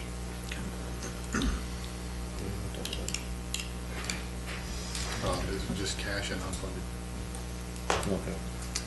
Oh, yeah, we got some fence at the Public Works yard that, we have some barbed wire spaces done, and then some that doesn't have anything, so we want to secure that whole area. Now, if we were to move, how difficult is it to move that with us? You just wrap it around your arm? No, I mean, really. Generally, you can save the actual chain link fencing, but you can't save the poles. Yeah. So, and it just depends on the contractor. Right. Well, I'm just thinking about the barbed wire itself. I mean, that razor, Constantine wire, can that be pulled down and? Constantine Yeah, wire? if need be. Yeah. It just takes time. We can do it internally. It just takes time. Yeah. Yep. Uh-huh. No workers' comp. Yeah. So is this to extend the fence behind, further up the hill behind the public works yard, or? No, over here. I mean, where was this one? That's at Public Works here At in Public town. Works here. Yeah. And this is the new Public Works. Yeah, this should be funded next year, no problem. Yeah. What, did you get it, Bryce? Did you get an We idea? got a couple ideas. One was 33 million. What? 33 million. Who spent that? It was Kyle? It was the Kyle Public Safety Building, so it was their police, Oh, fire well, that's, department. yeah, yeah. It had fire department. Yeah, police and fire, I believe that, but for Public Works. Kyle hasn't disclosed that, and Bastrop won't disclose it to us either. Well, what a bunch of jerks. So they, this is their building, this is the Kyle building, Yes. and if you look at Bastrop's building, it looks really similar. If you look at New Braunfels building, it looks really similar. And then here's the. And so I'd asked our guys to find out how much it cost, just to give us an idea. I would guess I'm just looking at it. The thing is, the way construction is now, I just kind of lose my mind, but I think it's in the $4 million range, probably, that building. I think that's what we're estimating, a little over 3. Yeah, I would guess that's in the $4.5 million. How many square feet? We didn't grab that. Yeah, these are basically pictures and concepts that we could get, trying to get folks to disclose what they spent on what, without doing a public information request. Just getting somebody to talk to us has been difficult. We've seen a couple of these, John and I, when we went to the LCRA convention, went to the Bastrop Community Building, Public Works Building. They're continuing that Texas limestone architecture with the corrugated tin feel, kind of halfway up the building is rock, things of that nature. And they're doing basically all of their public works offices together. Ours would be slightly different because several of these had a detached yard. We have an attached yard. So whether we do detached versus attached, you know, things of that nature. But getting engineering and getting the idea concepts going first will be the main. So y'all have already approved the Cobblestone DA. As part of the development agreement, they're supposed to close in March, I think the 6th. We get proof of closure by the 8th at that meeting where we are going to be asked to, I think, approve the PID. That meeting, I believe that's the way it's set up. And then 30 days, I think they have 30 days to deliver the 2 acres of land that they've carved out for the public works. So there is the ability to try and do something with this bill, or do something about this building sooner than later. The issue is leveraging the existing public works property into that. And how do we do that, right? And one way to do it might be to get a developer to do whatever they're going to do with that existing property, but build the new one and do a lease purchase on that building. So we don't have to pay to build it, we lease it out over a period of time. That may be one way to handle that, but we'll get, I'll be working on those ideas as we get closer. Once we get I want to get the land in our possession first. And I think part of that, we also work through the EDC. Oh, yeah. Okay. That should leave Devin enough time. That's all we have for our. Yeah, Devin is 10 minutes. Perfect.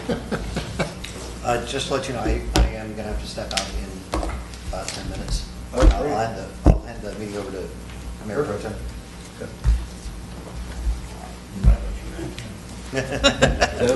I'll go sit down there for you. You let them in, but you don't have to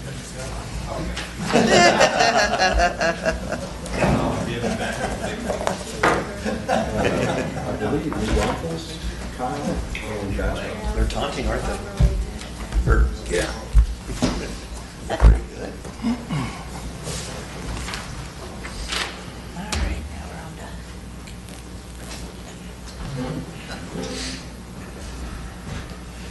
So the first area we're going to go over is your parks.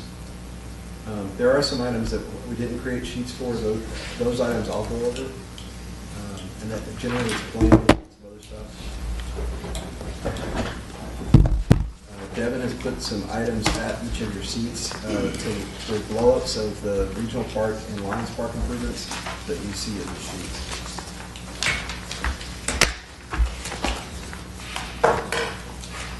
Good evening. What? I said when you're ready. Okay. Good evening, or afternoon. So I'll be going through some of these projects y'all have seen a few times. Some of them have already been started, but basically we've really itemized where the funds would be spent for the remaining bond funding. Of course, that's being split between two of our major parks, which is Regional Park and then Lions Park.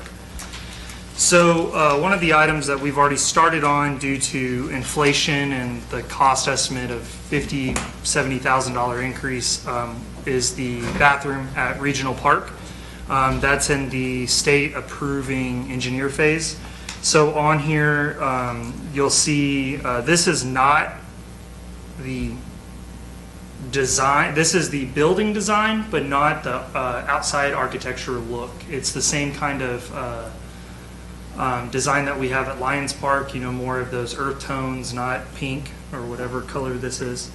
So we sort of kept that together. It's, you know, solid concrete walls, all of that jazz. So long-term use of this building is, you know, upward of 20 years.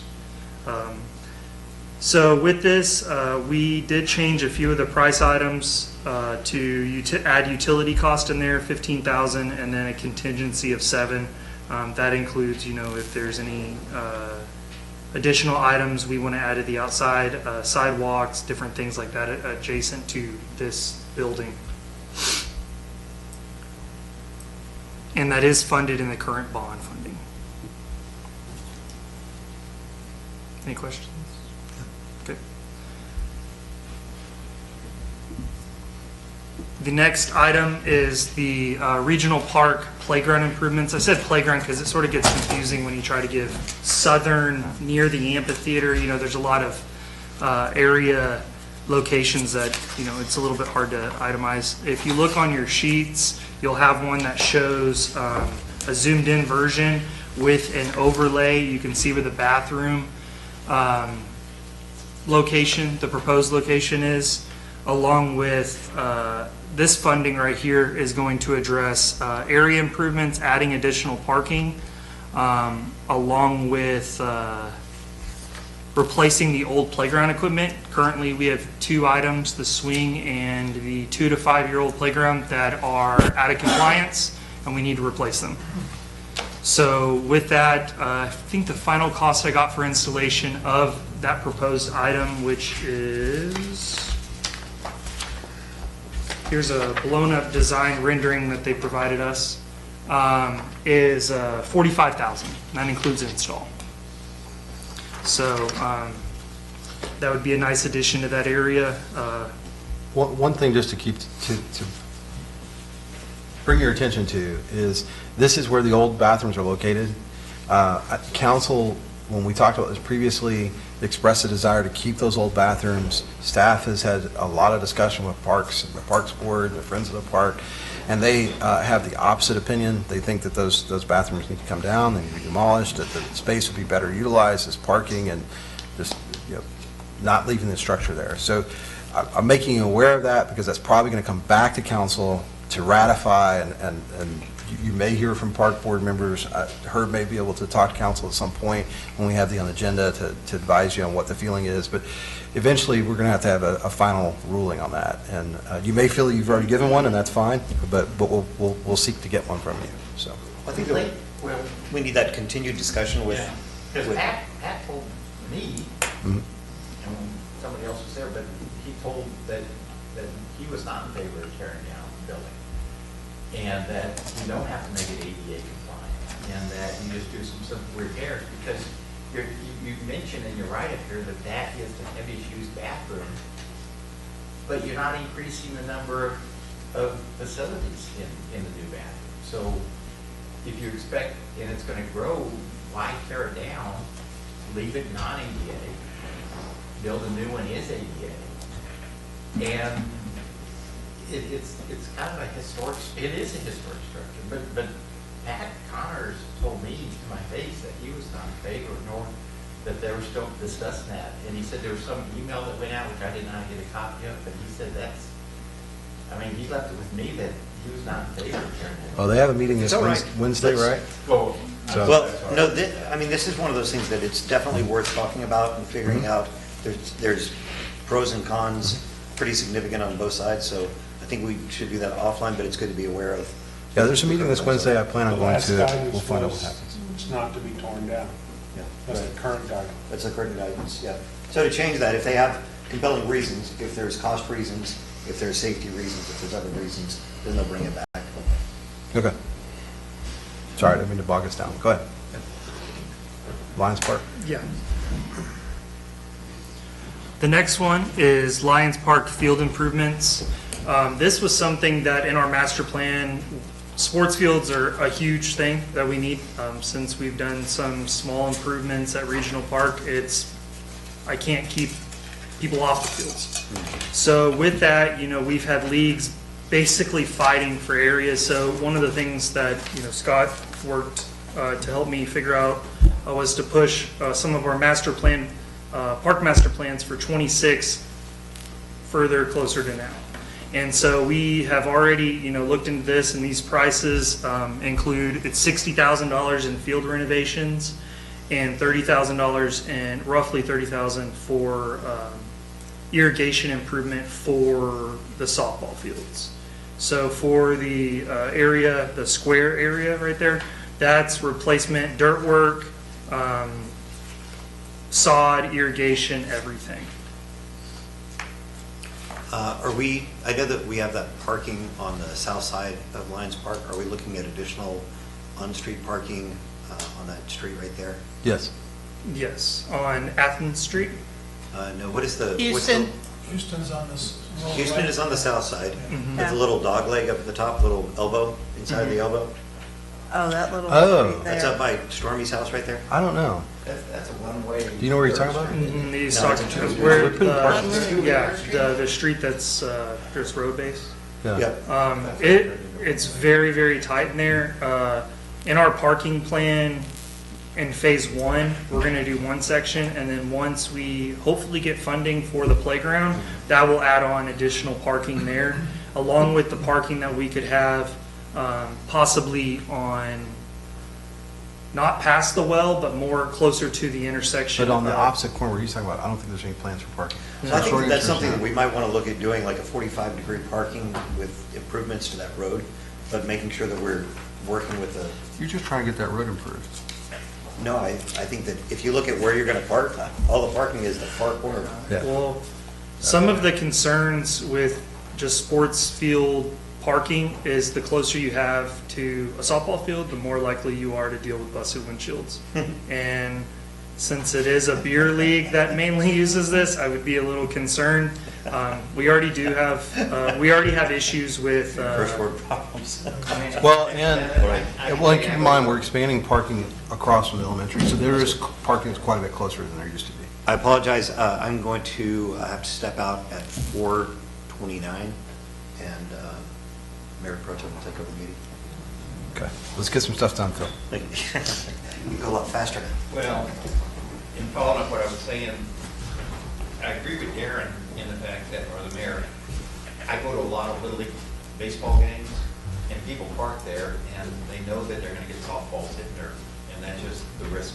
But that puts them real close to the field versus all the way across the way, so don't just close your mind to that, because if you go to Little League baseball games, people are parking all over. Well, like I said, there will be, the parking that we're putting in is a lot closer than, they won't be as far as they used to be. But you look at all the parking that's going on People park at on the those park stop and lines everywhere already. else, might as well, yeah, they're gonna be parking there no matter what, unless you put no parking, but if you put 45, you can put even more vehicles in there.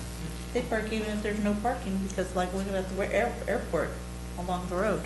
Right, so you're gonna put more people in there, go Yeah. for it. And Okay, then increase your target density. Next time. yeah. Lions Park Phase 1 completion. What this entails is basically the finish work left over. We started on the splash pad and bathrooms due to the same reason we are trying to jump in front of our current bathroom, which is things were going up like crazy, and we had to make some decisions. It's not ideal to leave a project for 6 months there, but we saved a lot of money in the long run.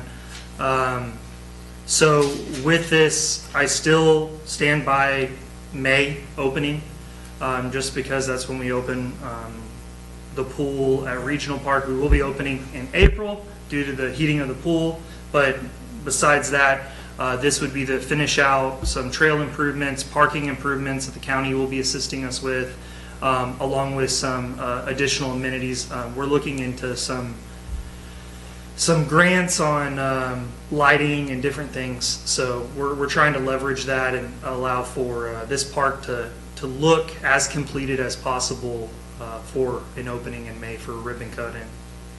Since it's Lions Park, are you reaching out to the Lions? Yeah, Arnie, he's the only active member. So we're working with their organization. They want to see us more outside funding besides the city invested, and so we're working in other avenues on that matter. I'll be bringing a playground plan, which is unfunded. We're hoping to have that funded by donations or grants, and that's going to be a huge investment, and that's going to be this area on the map between the well and the trail to the left of the square. And that's going to be something really cool. I'm going to bring renderings. It's going to have videos to show what it's going to look like, and that's going to be something that, state of the art. Do you have any questions? And going back to the earlier one, or this one, the bathrooms, they're not up online yet, right? No, yes, we have the other bathrooms, the ones along the softball field, still open for use, and we maintain those. But yeah, we've tried to keep it, limited use as possible, plus utilities and stuff. Are the So old ones along the road going to continue to be maintained? Yes, they are. yes, Oh, you mean after these are put in? we're gonna still utilize them. That building has a lot. I mean, it was not repairable. So, I mean, I think until it becomes an issue where it's becoming a safety issue with PD or there's another issue that comes up, I would just maintain them still. Yeah.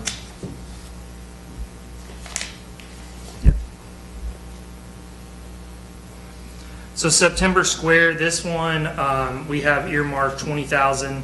I think there's some other improvements that we can do to this area. A lot of it comes down to groundskeeping, improvements to the trail system, cutting out some of the old stuff that's there that, has deteriorated and is not ideal for aesthetics, along with the releveling of the pavers and some site improvements to the monuments. On the monuments, you mean by just doing the cleaning them up and everything? More of just like the concrete slab is tilted. That possibly might just need to be removed and separated, and then just maybe figure out another way to incorporate it where they're not, gonna mess up like that. Priscilla's helped me try to reach out to a few organizations to look at what we can do. We've done everything that doesn't require a professional to come in. But nothing seems to work. A lot of that stuff sat over the years. Have you reached out to the American Legion? Because we help maintain those. We've been discussing about getting them cleaned up and everything. Okay. So you might want to reach out Yeah. to Jerome Eltis, he's the commander now, Okay. and see if we have any financial means of helping possibly. Have we done any lime stabilization out there? No. That would help. I mean, once you get it stabilized, then you can level and they'll generally stick put. Okay. A couple of years ago, you talked to us about the lettering on the Pioneers Monument, and it was deteriorating so much, and you were looking at different options. Didn't think been done on that. The middle one? Yeah, the one that has all the founders' names on it, and it was No. deteriorating, and you were looking at maybe either getting something to go over it or something, and I just remember you mentioned you were looking into that. Yeah, Priscilla's been helping us, and then, we engaged some historical groups on trying to figure out what to do, and it was something that really we need to hire someone to come in and just work on the monuments. Because of maintenance that wasn't done, a lot of that stuff, even with trying to get a power washer or some kind of chemicals or anything, it wasn't doing anything. So we didn't want to damage it any further than it already is. Have you reached out to Tundra Gwen? Because they do work with a lot of marble and everything? See what they Yeah, recommend? we definitely can. I know that in the past we've tried to figure out, I know the cemetery over at Regional Park, when we were doing that, we reached out and talked to a few people, so I can definitely get that started again. Yeah, because they have a team that works on the monuments and marble all the time.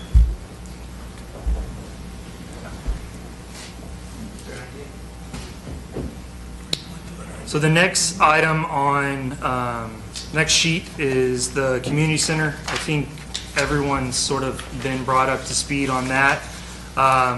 We have started the process with USDA on getting some of our ducks in a row. They've assured us that this is an extremely streamlined and smooth process once we have, which I think David would love to hear. This is one of the easier ones, but I think David and Leroy both were like a little bit apprehensive. But so this building, for those that aren't aware, is the proposed design is 7,800 square feet community center. This will provide multiple needs to the park along with the community. So with this currently, we are not set on an outside design. I think a lot of the grant defines what the building can be used for, but other than that, we're, engaging that. So in the next few months, you'll probably see some designs go across the council's agenda and Well, get feedback. Even though the USDA says it's streamlined, we still have to follow all their processes. If we're getting engineers, architects, et cetera, they all have to be done the federal way. So with the first, where we're at right now is an environmental. We've got to get an environmental study. The one that's been done for the park is insufficient. So we'll have to initiate that process. There is $450,000 of city funds that are dedicated to this project. It is, and those funds are they're programmed and funded out of the city's general fund bond issue. And then that's being matched with $1.7 million of the federal funds that is coming from in a grant.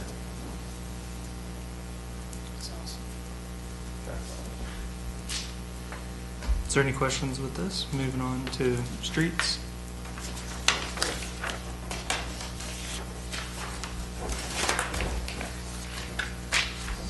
So before we begin the streets item, some of these, well, no, all these roads that are being presented, all of them are currently, well, most of them are being currently reviewed to make sure that there is no water or wastewater repairs required. We itemize these with the help of K-Freeze. Currently, we are projecting 2 packages for this year. One of them will likely go out to bid the end of next month. And then the next one, and that one completed by probably right before school starts in August. And then the next one would be dependent upon what we find out from the wastewater repairs, if there is any needed. So they were broken out into 3 sections, area A, B, and C. Currently, A is the one that has the largest concern for the need for televising. So that's going to be the one that could have some hiccups, just to... It may not be done with this bond issue or this Yes. project. So A area right here, the area that won't be a concern is going to be the Lafayette up until the crossing at 90. That is something that we're definitely pushing on to help get that area done with construction, because I know those people are a little bit tired of it. So with that, the total square yards for this project is 27,234. In here, these prices are based on if there is no issues with the below grade wastewater and water. Yeah, so it's a mill and overlay. There is some rebuild in there that they add in the contingency, but basically it's that's the projected price that K-Freeze has provided us. You said mill and overlay? Mm-hmm. On the legend on this, it says chip seal estimate for area A. Yes, that's a chip seal overlay. Okay. Yeah. The overlay would chip and seal. Okay. Yeah, so they were... Because mill and overlay is a different column that they have on the legend here.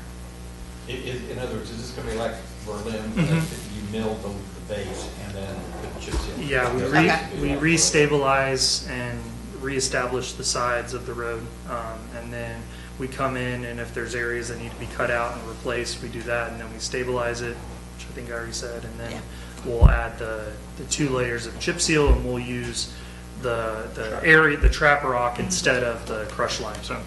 We've learned our The lesson. Berlin thing, where you're reworking the base. with Mhm. the cement. Yes.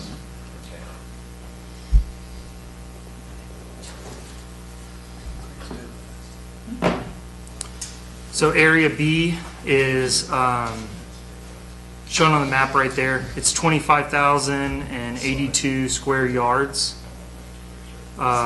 This is basically finishing out one section of Berlin and then a few of the feeder streets up to up from 90.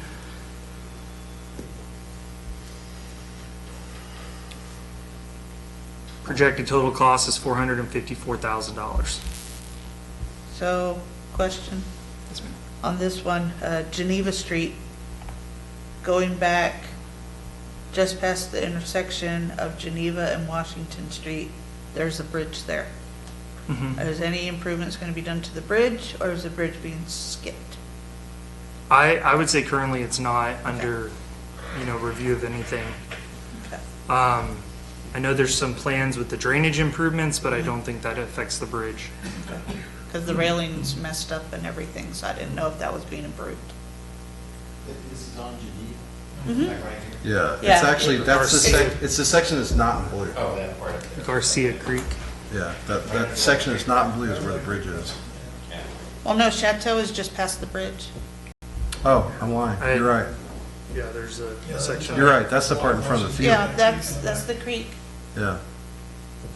Okay, because I know the railing that I identified to you a few months ago, somebody came out and spray painted, making it red where the brakes are, but nothing's, the railing's still jacked up. I don't know So, who did that. I don't know, but the messed up portions are somebody spray painted red. Yeah. So I didn't know if we were Maybe one of our friendly fixing walkers. our bridges, railing and everything, as part of it. No, that's Okay. not currently planned. Okay. I don't know how expensive that would be. I don't imagine it'd be that expensive. It just needs to be re-welded. Yeah. I also noticed that you've got road improvements down a couple, what look like might be paper streets toward the river off of San Jacinto. In this estimate. That's on area A. Yeah. Yeah, they included some on there. I mean, I think they're a little bit over exaggerating with their highlighter, but it's to the edge. Because like on here, one of these roads was completed in the Berlin project. A couple of those are still grass all the way down to the river. Yes. Yeah, like Grand Canyon Park, those of course would be rebuilt, but the other ones would not be touched. And some of these roads, if we want to add square footage, especially I'll be coming back to y'all if for some reason this area does have issues, then we do have a contingency to start finding some roads that we can throw in here. I know we've tried to say we're going to hit the 1.5 million range for street repair, and I would like to try to keep to that. That's area A, B, and C proposed to y'all, excluding River Bluff, is 17%, which is sort of follows through with what the mayor has really pushed for, which is 10% per year replacement. Now, the issue with being all cards on the table, the issue is trying to hit 10% a year. Where we'll be able to get River Bluff done. We've just done Country Village. We'll be able to do these streets. But once we get these done, we've done all the easy ones. And what's remaining are ones that have either major drainage issues associated with them or water and sewer issues. And we're going to run up against a wall trying to keep up with doing water and sewer and the streets.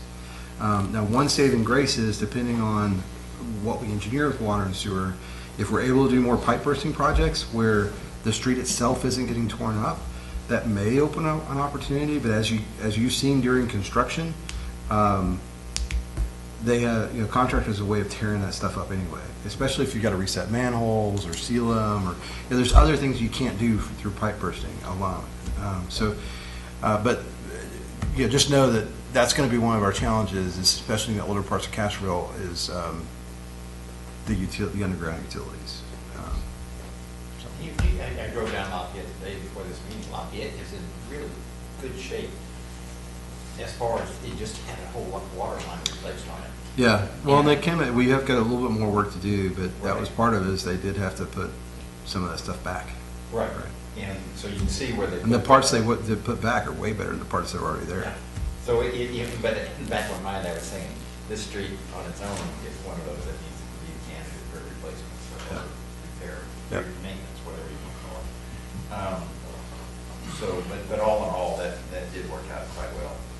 Now, I did get contacted by a gentleman over in Country Village. He was asking, he was one of the ones that got a flyer saying, hey, what are we doing in your streets? But then the street didn't get done. And the reason it didn't get done is it is a chip and seal street.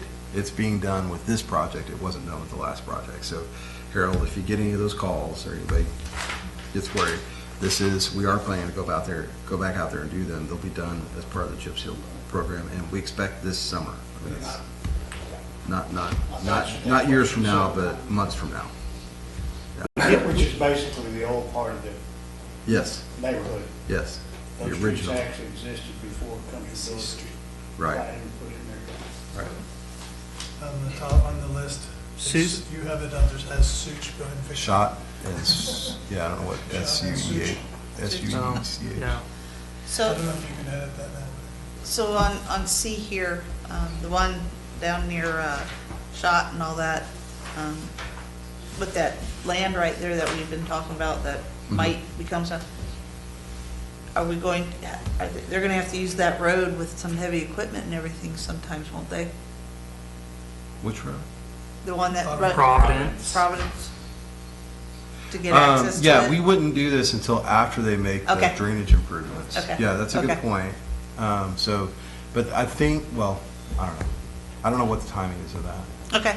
And I don't know that we have anything, even if that, yes, even if that is the case, it's not as big an issue when you have someone else tear up your road because you make them fix it. Okay, I'm just. So asking even though that would be question. not ideal, their drainage improvements will be in the right of way, they will not be in the road. If they tear up our road while trying to do that project, we're gonna say you have to put it back the way it was. Okay. Right? Especially if we've already fixed it. But no, that's an excellent observation, Okay, thank you. something to think about.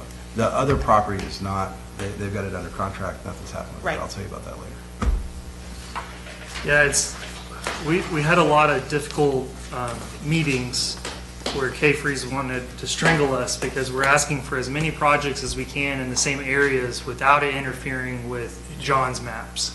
And I know that we've sent them back a few times to review these things, and I think these areas are itemized, but if something is to happen with San Jacinto, I think we'll probably have to come back and give you some ideas on some roads that could be replaced. Some of those might intersect with drainage improvements. Now that the drainage master plan is finished, we can start to try to focus on some of those areas also. All right. So you're done with yours, right? Correct. All right, so I wanted to speak to, well, we have limited time left, so I have some other things I have to get through. I wanted to speak to drainage. So we have some options, you know, these street programs, can you bring up the CIP, please? Excel sheet. There you go. If you'll scroll down to the bottom where we have the totals on expenditures, you'll notice if you're super observant that I've hidden some of the columns. Columns G, H, I, J, all the way to N are hidden. I've done that just to make things a little more visible and so you can see what's funded, the funded years. But obviously you have access to these Excel sheets. You can and we can unhide them here if we really want to, but that's all the unfunded stuff that I've hidden.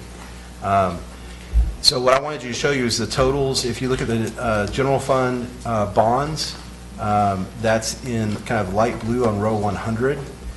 You'll see that we're spending $3.2 million in years 22 and 23, and then 2.7 in 2024. So 2024 is only partially funded, and the part that is funded is roads. So if you were to scroll up on, scroll up a little bit in the sheet, you'll see you scrolled way up. Way up. Yeah. You can actually, he showed me you can do two, David was showing if you use two fingers, you can move it Yeah, a little more delicately. so you're there are your trying to go streets. right there? So yeah, see that 1.5 million that's in 2024 well, no, I'm sorry, that's the northern route. This one. The streets replacement right there, that is funded.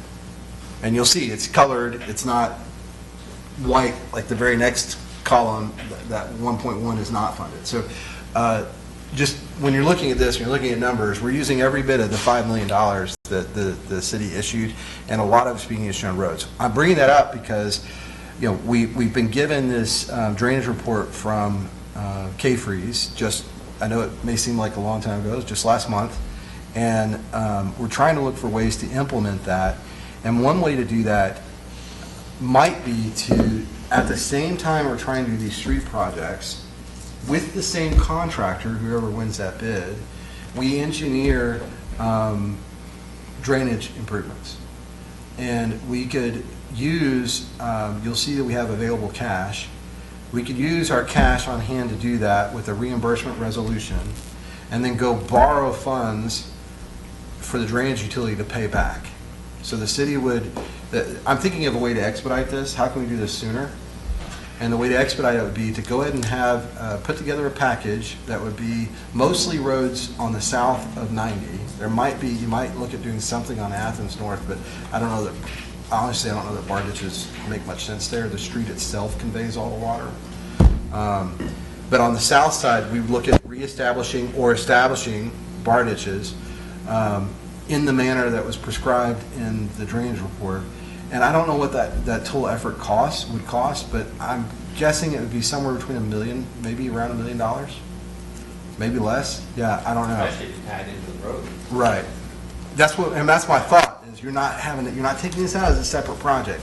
You're lumping it as a me too. So you're not paying mobilization twice, and by including it, it's not specialized equipment. They're rebuilding people's driveways, putting in culverts, establishing the bar ditch. It's all stuff that those contractors are going to have the equipment and the expertise to do when they're doing our roads. So my thought was, what if we included that as part of the streets project? The challenge is we don't have the money in the current bond. You would have to either use one-time cash, and we'll talk about how much you have available to do that, or you would need to do something like a reimbursement resolution like I described a second ago, where you'd say, well, we're going to issue future debt, which was the concept originally. We just didn't know that it was going to be this much money to do some of these major projects. So what do y'all think of that? What do you think of that approach? I like that approach because it's one and done. You're redoing the road, you got people that know how to make sure the ditches are done right and everything, and it's wham bam, because otherwise, like you said, they'd be remobilizing, just tearing up a road you already just fixed. Yeah, well, I think it's going to be one of the most cost-effective ways to do it if we lump it with the street projects, which are already funded. Because they'll be blocking off, certain areas when they're working and everything, and just have it all done at one time. The residents will be more receptive of it. Now, you're already working with K-Freeze to do some of that, is that right? Yeah. So we've actually already started that conversation, but I think that's, if y'all are nodding your heads, I think that's something we want to pursue. I'd like to ask a question. Yeah. If you look at Athens Street, the biggest obstacle on Athens Street is the cross streets, because they're so high. On the south or north? Are we talking about south of 90? Going south to the river. Yes. Where you look at Lafayette, Florence, Lisbon, that's where the flooding, that's where the problem is, because the water hits the streets. If you're doing bar ditches, can you put a 20-inch pipe under, on each side, under those cross streets to allow the water to go under the street and continue to the river? Well, some of them already, we have that in a couple of places where on the corners, especially as you move to the east, there's a couple of those. That's good because it moves the water, it disperses the water across 3 different streets so they can go south to the river. That's a good thing. But on Athens Street itself, if we don't, I mean, it's too expensive to do everything, but right. I'm asking the specific question. Maybe, Phil, you can As I say, we only have one engineer in the room. If you put a 20-inch pipe on both sides of Athens Street, I'll just give you a look. In the bar ditches, do you do any good?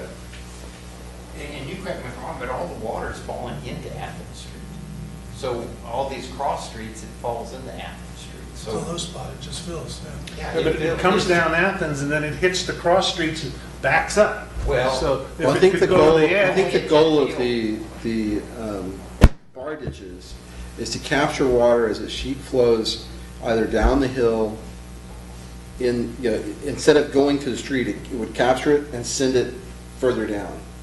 I think that's one of the goals, is to, because some of those streets, the bar ditches are filled in. The way the street is, it's higher than Athens and some other stuff. You establish those bar ditches, you're creating more ways for the water to go and to get to the river, rather than all of it going to basically Athens in that general area. Yeah, it all just sits there, there's nowhere to go. Yeah, but to answer your question, yes, things can be done to facilitate that flow. All of this worked pretty good originally 50 years ago. Before all the houses were there? Well, the houses were there for the most part. It was just the bar ditches got all filled in. You basically get compost in bar ditches and they gradually go away. Yeah, well, and, I mean, like, you've seen examples all around where there's a bar ditch and someone just throws a bunch of gravel down, or puts a driveway in and doesn't put a culvert, and just says, yeah, or the culvert itself that's there is all banged in and doesn't actually convey water. So, anyway, I think that's what we're going to pursue. We'll bring you more details. We're doing it as quickly as we can to bring that as By the those way, options to you. I'm an optimistic guy. I figure we can use that 40% contingency that Devin put into the estimate. We can use that to do the bar ditches. How much? 40%. No. 40? For the total project? Yeah, for For streets? Yeah, for Yeah, I A, mean- B, C. It could be. I mean, the Flowable Fill and Country Village ate up all of our contingency there. You didn't It have was 40%? 30. You had 30%? And then there was the 50,000. But the Yeah. number you're using your starting number is what Yeah, it costs. So you're putting 40% above that. Yeah. Yeah, I went strictly off of their recommended numbers. You know, So like I say, I'm just an optimistic guy that it's going to come in. yeah, Berlin, We'll have money. $40,000 below projected budget. Yeah. And this one, we skated by because, I want to highlight a couple of things that weren't in there. I mentioned this earlier. There's some things that don't have sheets associated with them, and I don't want to act like I'm ignoring them. In the general fund specifically, there is some planning dollars that I've built in. So we talked about parks, but we didn't talk about this planning piece, and we didn't talk about facilities. So in planning, I still have downtown, and again, if it's highlighted, that means it's funded. So I have a downtown redevelopment plan funded in the amount of $250,000. I have a unified development ordinance funded in the amount of $225,000. The GIS system is just incidental, trying to keep it up. And then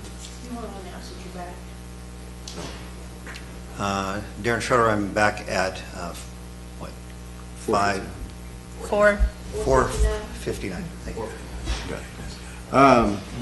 I also have some money in here for the library. I don't know what this is. I just put in some amount. When I've been in there, there are some cosmetic improvements that need to be made where there's been water damage. The carpets may need replacing. They may have some AC issues or other things. So I just kind of plugged in a swag number there just to have something. And I'm sorry, what village is that for? This is a library. You know, when we have a new development coming or something, maybe we can leverage for a new library. We're growing. Our What are you library saying? needs to grow. Get a developer to build us a library? Yeah. I mean, we're growing. The Yeah, the city's question growing. is, do you want a library, a PD, or a public works building? And we want all three, right? But then you say, okay, well, then what's the priority, and what do we want? What do we want first, right? Oh, yeah. Well, and what are, the thing that I keep going back to on these are what are our scaling units? At what point do we start needing additional police? I think that as we go through some of the like the balanced scorecard stuff, yeah. that'll bleed into that. Oh, yeah. And I that'll know set the PD and that's number one, but I'm just throwing it out there for the Well, library. moving animal control out has helped a little bit. They've got a spare office now that they didn't have before. We're working on doing some consolidation, doing other things. I wanted to also talk, okay, so then the only other item in here that I have that's funded that I haven't touched on, and you heard I mentioned earlier, was the airport fence. Again, this is me taking some liberties by putting this in here. I know this is something for council to decide, but obviously we've had quite a bit of input from folks out at the airport about safety concerns with hits. We did get out, I do have estimates, and I am very, very confident that we'd be able to finish the fence for this amount. $90,000. So that's what it would take to finish it. And if you were to ask me right now how much we spent on the other part, I couldn't tell you. I think the farmer spent 35 or 45,000, and then we added to that with clearing costs and some other stuff. So we've been clearing this line where the new fence would go, so that to minimize that that cost. So we've actually already done some of the work to try and prepare for putting a fence in. The other thing I wanted to show you, which I'm kind of excited about, let's go look at the balances real quick. Again, we don't have a lot of time. It's already Before you after. leave there, could you go back just for a second? Uh-huh. I'd like to throw out the idea of 2 subterranean crosswalks under Highway 90. One on the east part and one on the west part of the main part of town, on the west side of the bridge. And they're not in the plan anywhere, and they're probably $3 or $4 million each. It seems like we ought to start thinking about them, and we ought to prioritize which one we would want to build first and try to get it into the CIP somewhere. So right now, the first thing you have to do, you're touching a TxDOT roadway. So the first thing you have to do is go through the planning portion of it. We do have a planning grant out that we've asked for. I don't know. I don't have a level of confidence to associate with that, whether we're 50% likely or 80%. I don't know how likely we are to get that grant. But if we get it, one of the things that will be included in that is looking at pedestrian access north to south, which would entail every option available, right? Surface access, overhead access, access underneath. And we've shared that with the consultant, but obviously until that gets funded, that wouldn't be achieved. But I hear what you're saying. We'll add it as an unfunded 2026, 2027, 2028 project. Yeah, I think that we've got to find a way. How many line items do we have on here right now? We have a little over 100. Projects, you have 90. Now, this isn't projects because there's breaks in there, but you have 98, probably minus 6 or 7, so 91 or Yeah, so. I think the biggest challenge that we have here is that there's well over 100 projects. I struggle because I like having that level of detail, getting down to, Herb brought up a number of different things that are like very specific kinds of things that are aspirational. So I struggle between, I think it's good to have those on there, but then you get too many on there and you can't get a concise view of, we're not working on 100 projects all at once. So Well, I don't personally, I don't have we could have 1,000 projects. Right. The way to sort them is, there's a lot of different ways to do it, and what I've done here is color code them. But one of the things I toyed with that I ended up not doing is taking the funded projects and putting them on their own tab, and taking the unfunded projects and putting them on a separate tab, so you could say, okay, well, this is everything that's funded, and here's where the funding sources are, and you'd be able to look and focus on that, and then here's the unfunded projects, so that when we talk about pools of money, you could leave the funded and go look at the unfunded and really kind of think, okay, I have this amount of money to spend in this time frame, what can we accomplish? Right?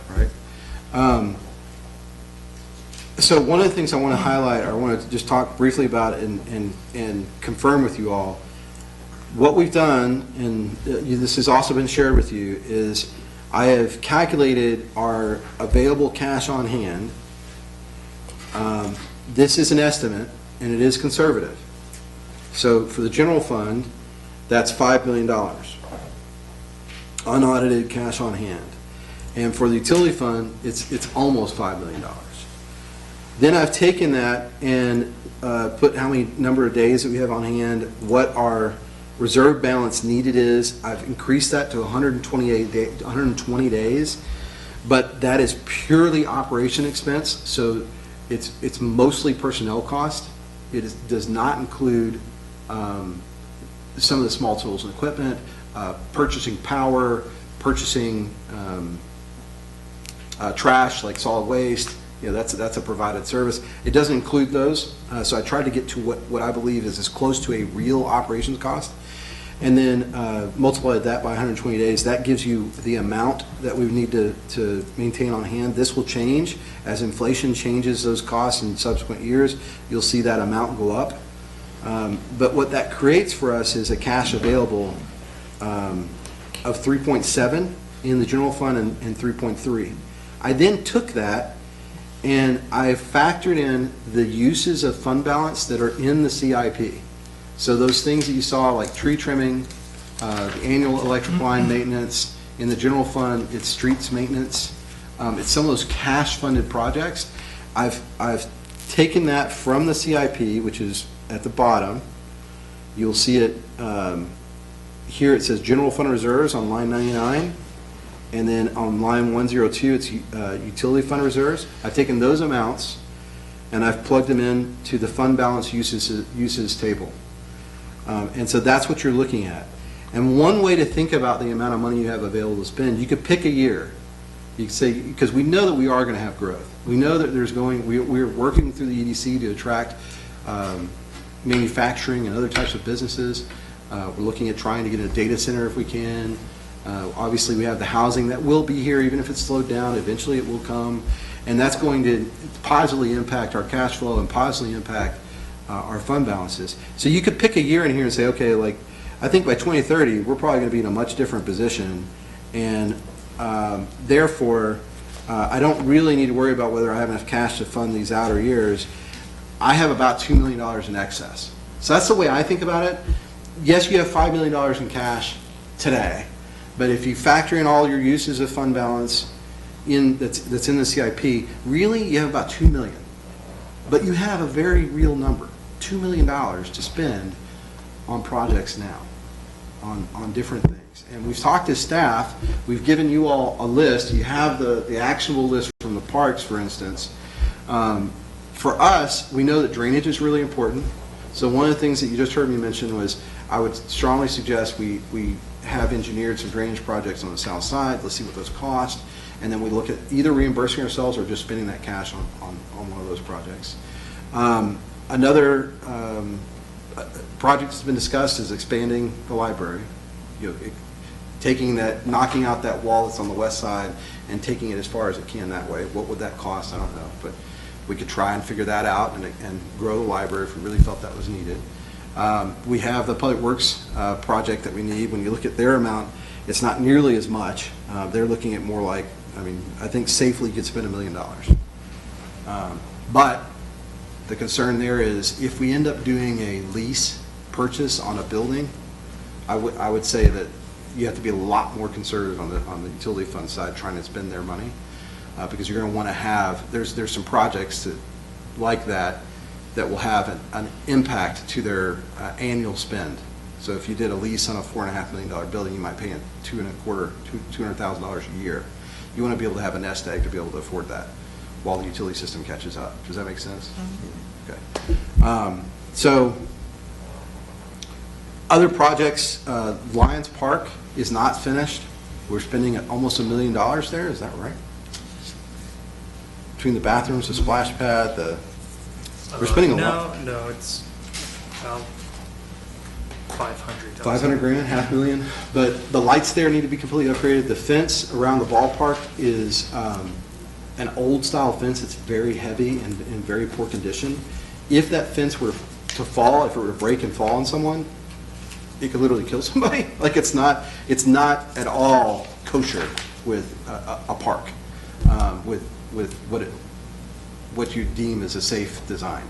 And so there's some more money that could be invested in Lions Park if that's something that you were interested in doing. You could easily spend a couple $100,000 upgrading the lights and putting a new fence in and doing other things to really finish out Lions Park and make it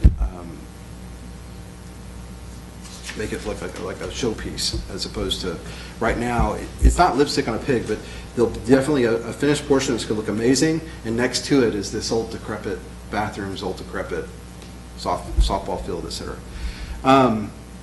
So those are things for you to think about, and really just kind of the takeaway is, okay, we've got this CIP. If everybody's nodding their head on the items that are on it, if there's no heartburn, most of it's just carry forward. There's very little of this is new. The streets kind of shifted around. Some of the park spending shifted a little bit, not much. Most of it's in keeping with the original kind of proposed CIP, and really just being updated with new numbers and then shifting some projects based on either timing, priority, availability of fund, or availability of parts, etc. But like I said, there's still this unknown of how do we want to use our cash balances. The other project I wanted to show you, and this is one that we've talked about, but I really had no specifics on. I had been putting, for facilities, I had been putting a $1.5 million price tag on remodeling this building, because I thought that honestly is what the city hall would cost. We weather tighted the building, if you think about that. We made it, we fixed all the issues where there were leaks. It's still a leaky building from an energy perspective because of the age and because of the desire to keep it authentic. These windows are terrible. They're not at all efficient, but they are historic, right? So once we fixed that, the next stage for me was to come in and do all these cosmetic repairs. You look around that window and how there's paint peeling, and you look here where there's this crack, and you go into the customer service lobby, and you look up where there's water stains, et cetera. I went and got a bid on what it would cost to fix that stuff. And I had an idea of what that might cost, $200,000. The bid came in much lower than I was anticipating, which led me to ask, what would it look like if we completely remodeled the building? So it hasn't cost us anything to do this so far, by the way. I engaged a planner to look at the use of the building space, and then I gave that to the contractor that gave us that first bid. And for what would be less than $1 million, more like $800,000, we could completely remodel the upstairs, completely remodel the downstairs, take care of all of our electrical issues, redo our HVAC, fix a lot of the leaky issues, the inefficient issues that exist with lighting, again, AC controls, a lot of the safety issues that exist as far as getting people in and out of the building for ADA compliance, but also being able to get people, if we utilize the top story, that will come. If we do a remodel of the building, it would entail quite a bit from an ADA that need to come up to code. Nothing in this building is to code. From a electrical, from plumbing, there's virtually nothing in the building is code. From a space, distance from door to exits, none of that's is where it's supposed to be, which is okay. It's an old building. That's what you expect. But I was kind of excited. I got to see these for the first time today. And there is I'll share these out for you all to look at, but there is a plan, the most expensive version, which kind of reminds me of my wife. Her predilection to pick the most, doesn't matter where we are. She has it's like, I want that one. And of course, it's whatever it is. Mine and my wife, happy Valentine's Day. What's that? Happy Valentine's. Happy Valentine's Day. Valentine's people. I hope to stay married after this. Does it have an elevator in it? Yes. So let me point out a few interesting features of this plan that I really, really like. And this is the $800,000 plan. Now, granted, that's not a firm estimate because, frankly, we haven't done any of the finish out. I haven't told them what I want it to look like, et cetera. But I was excited to see what this would look like. So this is an open air area. So all of this is the original back wall, and this is the downstairs. And this would be basically a, what do you call that? Open atrium? Yeah, atrium. It'd be an open atrium. So the original window's looking into it. And then new bathrooms would be built in the back, an elevator, stairs. This is part of that code, meeting the code, and then additional bathrooms. What I like about this is it is the least impactful to the original building. We'd be able to better utilize and remodel the interior space to have offices and storage, et cetera, and move things, move the elevator and other issues that would be pretty impactful as far as messing with the foundation and do other things. We'd actually make those on a separate building. Now, there are some questions that I need to get answers to, like, well, how does the Texas Historic Commission feel about this if we're changing the back facade? One of the other things I want to point out is one of the easy fixes that I definitely would like us to pursue no matter what we choose to do is improving access to the front of the building. There's no, as far as wheelchair ramps are in the back, makes no sense. There's no reason why you couldn't do ADA accessible wheelchair ramps in the front without affecting the facade, because we have that nice staircase that blocks everything, and there's plenty of room and distance to put an ADA accessible ramp going two directions. So you'd still be able to walk in and upstairs, or if you were in a wheelchair, you'd come from either left or right and be able to have access in. Yeah, but I've been a part of the facade since how long? I don't know. Since it became a school. Yeah. So it may not be. So THC would say it's historic. So this is just something for you to think about. It's not in the CIP. One of the other things I'm going to throw out there is I'm looking at improving Leroy and I have been looking at improving our money management.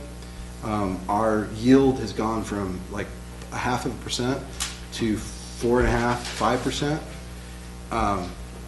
I may be able to produce enough money to pay for this remodel in 3 years, just with interest on the money that we have in the bank. So that's something that we're pursuing as staff, but I would love to see this project. I'm very excited about the potentiality of doing something like this. But again, that's something we all look at and think about. And what it would look like. What we didn't do, again, I'll forward these to you, but the gentleman that did this, I just gave him some parameters. I said, look, we probably need to redo the bathrooms. We need a workspace, and I need a conference room, and I need office spaces that are right sized, that are sized for offices, as opposed to kind of what we have now. With those parameters, this is what he came up with, but I think everyone who's looked at them, which was Deborah, me, and Leroy, acknowledge that the most likely outcome is we wouldn't choose any of these, because none of them have really, like, he needs to come back and talk to Deborah about where her file space needs to be, talk to the municipal court folks, and really understand the needs that exist within the building. One of my concepts would be to bring community development to this building, bring ECDev into this building, so the upstairs would be utilized. I would have more staff. That would also allow us to grow a little bit more in utilities without having to expand. And it would bring Darren Ham here, which is one of the things I'd desperately like to accomplish. Did he give you a second floor plan? Yes, he did. So I think it's going to be in this email.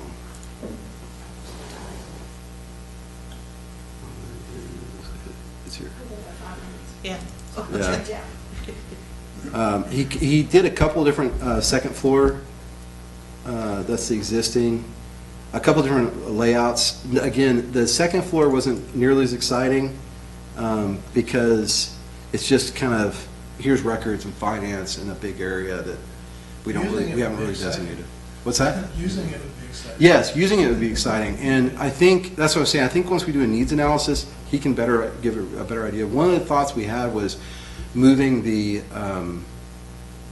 this chamber upstairs. The reason I like that idea is because it's got that really cool ceiling that we might be able to make use of.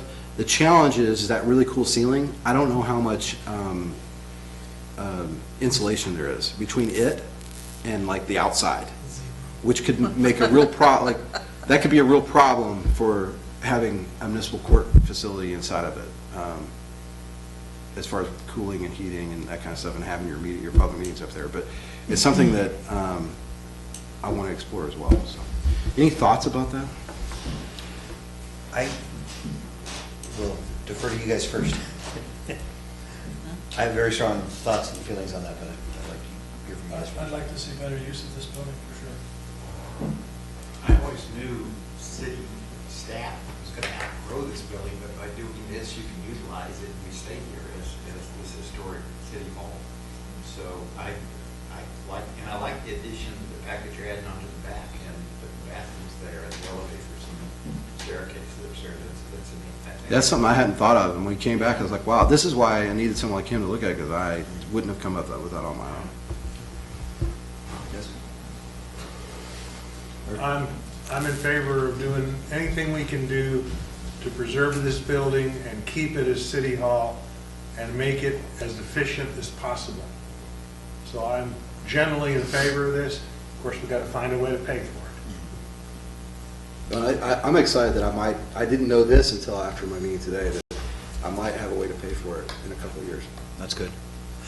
I think that as stewards of this building, and you were the one that said it like this, we are stewards, we as the city are stewards of this building. Just as we encourage other people to do good things with their buildings, we need to be following suit. So we absolutely need to make sure that we are staying within not just historic guidelines, but also within the vernacular architecture. So we should not fundamentally change the way that the building looks. Additions are fine. Additions have been made throughout the history of the city, but we need to make sure that we're doing those carefully and respectfully. So I do believe that we need to pay special attention to the exterior aesthetics of it. But I love the way that you're going with this. I think it's creative. I think that you're looking at it very holistically, very well-rounded, and I'm frankly quite excited to see what that turns into. Well, so one of the things I have to be careful of is this particular contractor thinks he's getting the business, and I've told him every way I can, we're going to have to fix it out for bid. And that's going to be a little bit of a challenge simply because, it's a pretty comprehensive project that we want done. So I have to figure out how we're going to, I may have to pay him or someone else to come up with the plans and then have people bid against those plans. And we'll speak to the state also. A very eager, we got to get a lot of answers. The other thing I wanted to point out that I failed to mention was the animal control or animal care services, or however we want to call it right now. I have $400,000 allocated to that. I don't have a location. Kyle was here earlier, Ms. McVeigh was here. They have some money set aside. When I went to have a talk with them about that, the initial conversation was, we could help put some money there, and the city put some money, and the county put some money, and we could build a fairly nice facility. But then subsequently, she went back to her board, got so excited about it, they decided, well, you know what? We could actually use that money to help pay for operations, and then they wouldn't pay for anything in the building at all, which I think is ironic, because that's the whole, that fund is for a structure. Right. But once we got to the nitty-gritty, I saw that none of the money was going towards the structure. So we have a lot of details to work out there, but it is something that, again, is with the proper partnerships, you could afford to do sooner than later. The question is, how high a priority is it? My real concern is the operations aspect of it. We had a group from California come out. They're very successful. The issue is they basically charge, in reading what they proposed, they would charge us a fee for every animal that they dealt with, and we would pay them to take care of the animal, to take care of its medical needs, et cetera, and those would be set by contract. And in my experience, the challenge there is you don't know how many animals you're going to have, how many you're going to deal with. And if you have a really, really successful program, it's great because you saved a lot of animals, but it also ended up being a really expensive program for your taxpayers. So I'm not eager to jump into that. I think this is one of those walk before you can run, and we may need to look at maybe building the facility, trying to figure out how we manage it with our own staff initially, and then working with these different adoption agencies that we have. We have some really great adoption agencies. So let's continue to dig into that. If you don't have anything else, let's take a... Yep. Let's go ahead and close this meeting at 5:25. My brain is not fully engaged. And then we'll start up with the other one. Yeah, I would take care of Okay, 5 minutes. Right. Great. Thank you.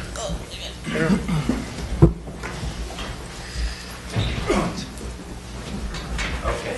Thank you. You two guys? Good job. 1 hour. What? No, we got 30 minutes. 30 minutes. I like that better. We have 30 minutes?